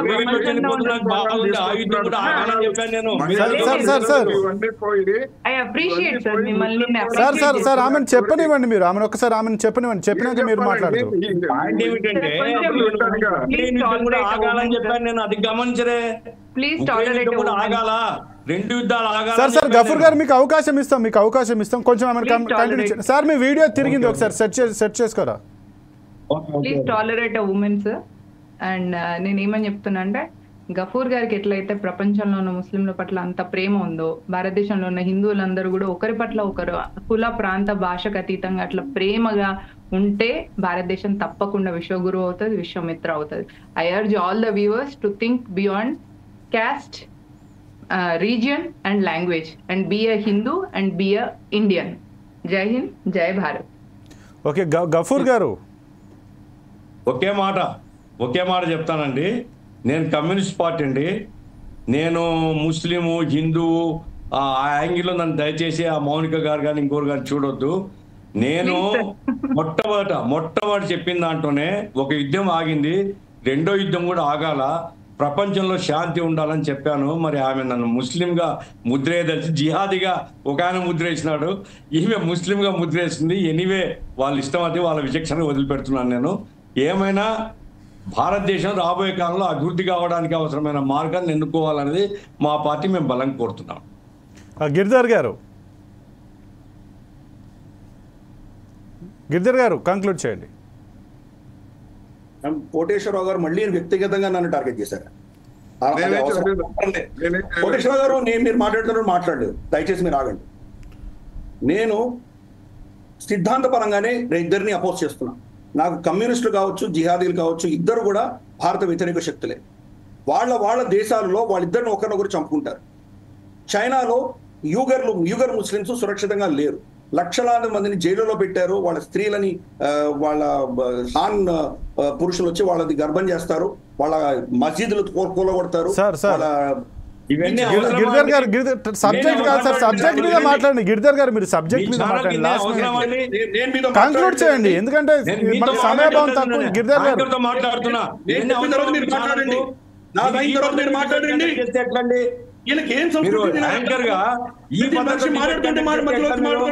గిరిధర్ గారు మీరు టాపిక్ డైవర్ట్ చేస్తున్నారు, అది కరెక్ట్ కాదు. గిరిధర్ గారు మీరు టాపిక్ డైవర్ట్ చేస్తున్నారు. గిరిధర్ గారు మీరు టాపిక్ డైవర్ట్ చేస్తున్నారు. వాళ్ళందరూ కంక్లూడ్ చేయండి, మీరు వేరే సబ్జెక్ట్ అవసరం లేదు. మనం ఒక సబ్జెక్ట్ దాటిపోతున్నారు మీరు.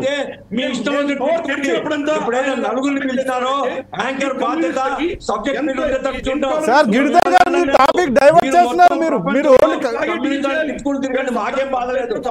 సార్ కోటేశ్వరరావు గారు మీరు కంటిన్యూ చేయండి. కోటేశ్వరరావు గారు మీరు కంటిన్యూ చేయండి.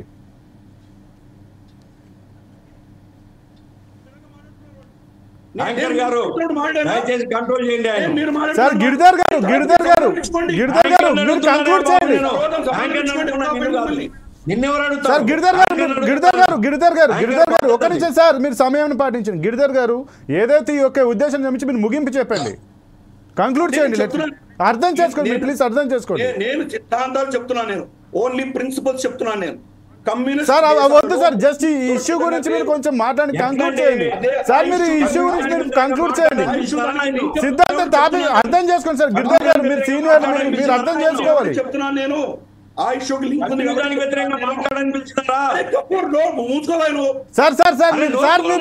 మీరు వ్యక్తిగతంగా పోకండి సార్. గఫూర్ సార్ ఒక్క నిమిషం ఆగండి. సార్ గఫూర్ గారు ఒక్క నిమిషం ఆగండి, ఆయన కంక్లూడ్ చేయనివ్వండి.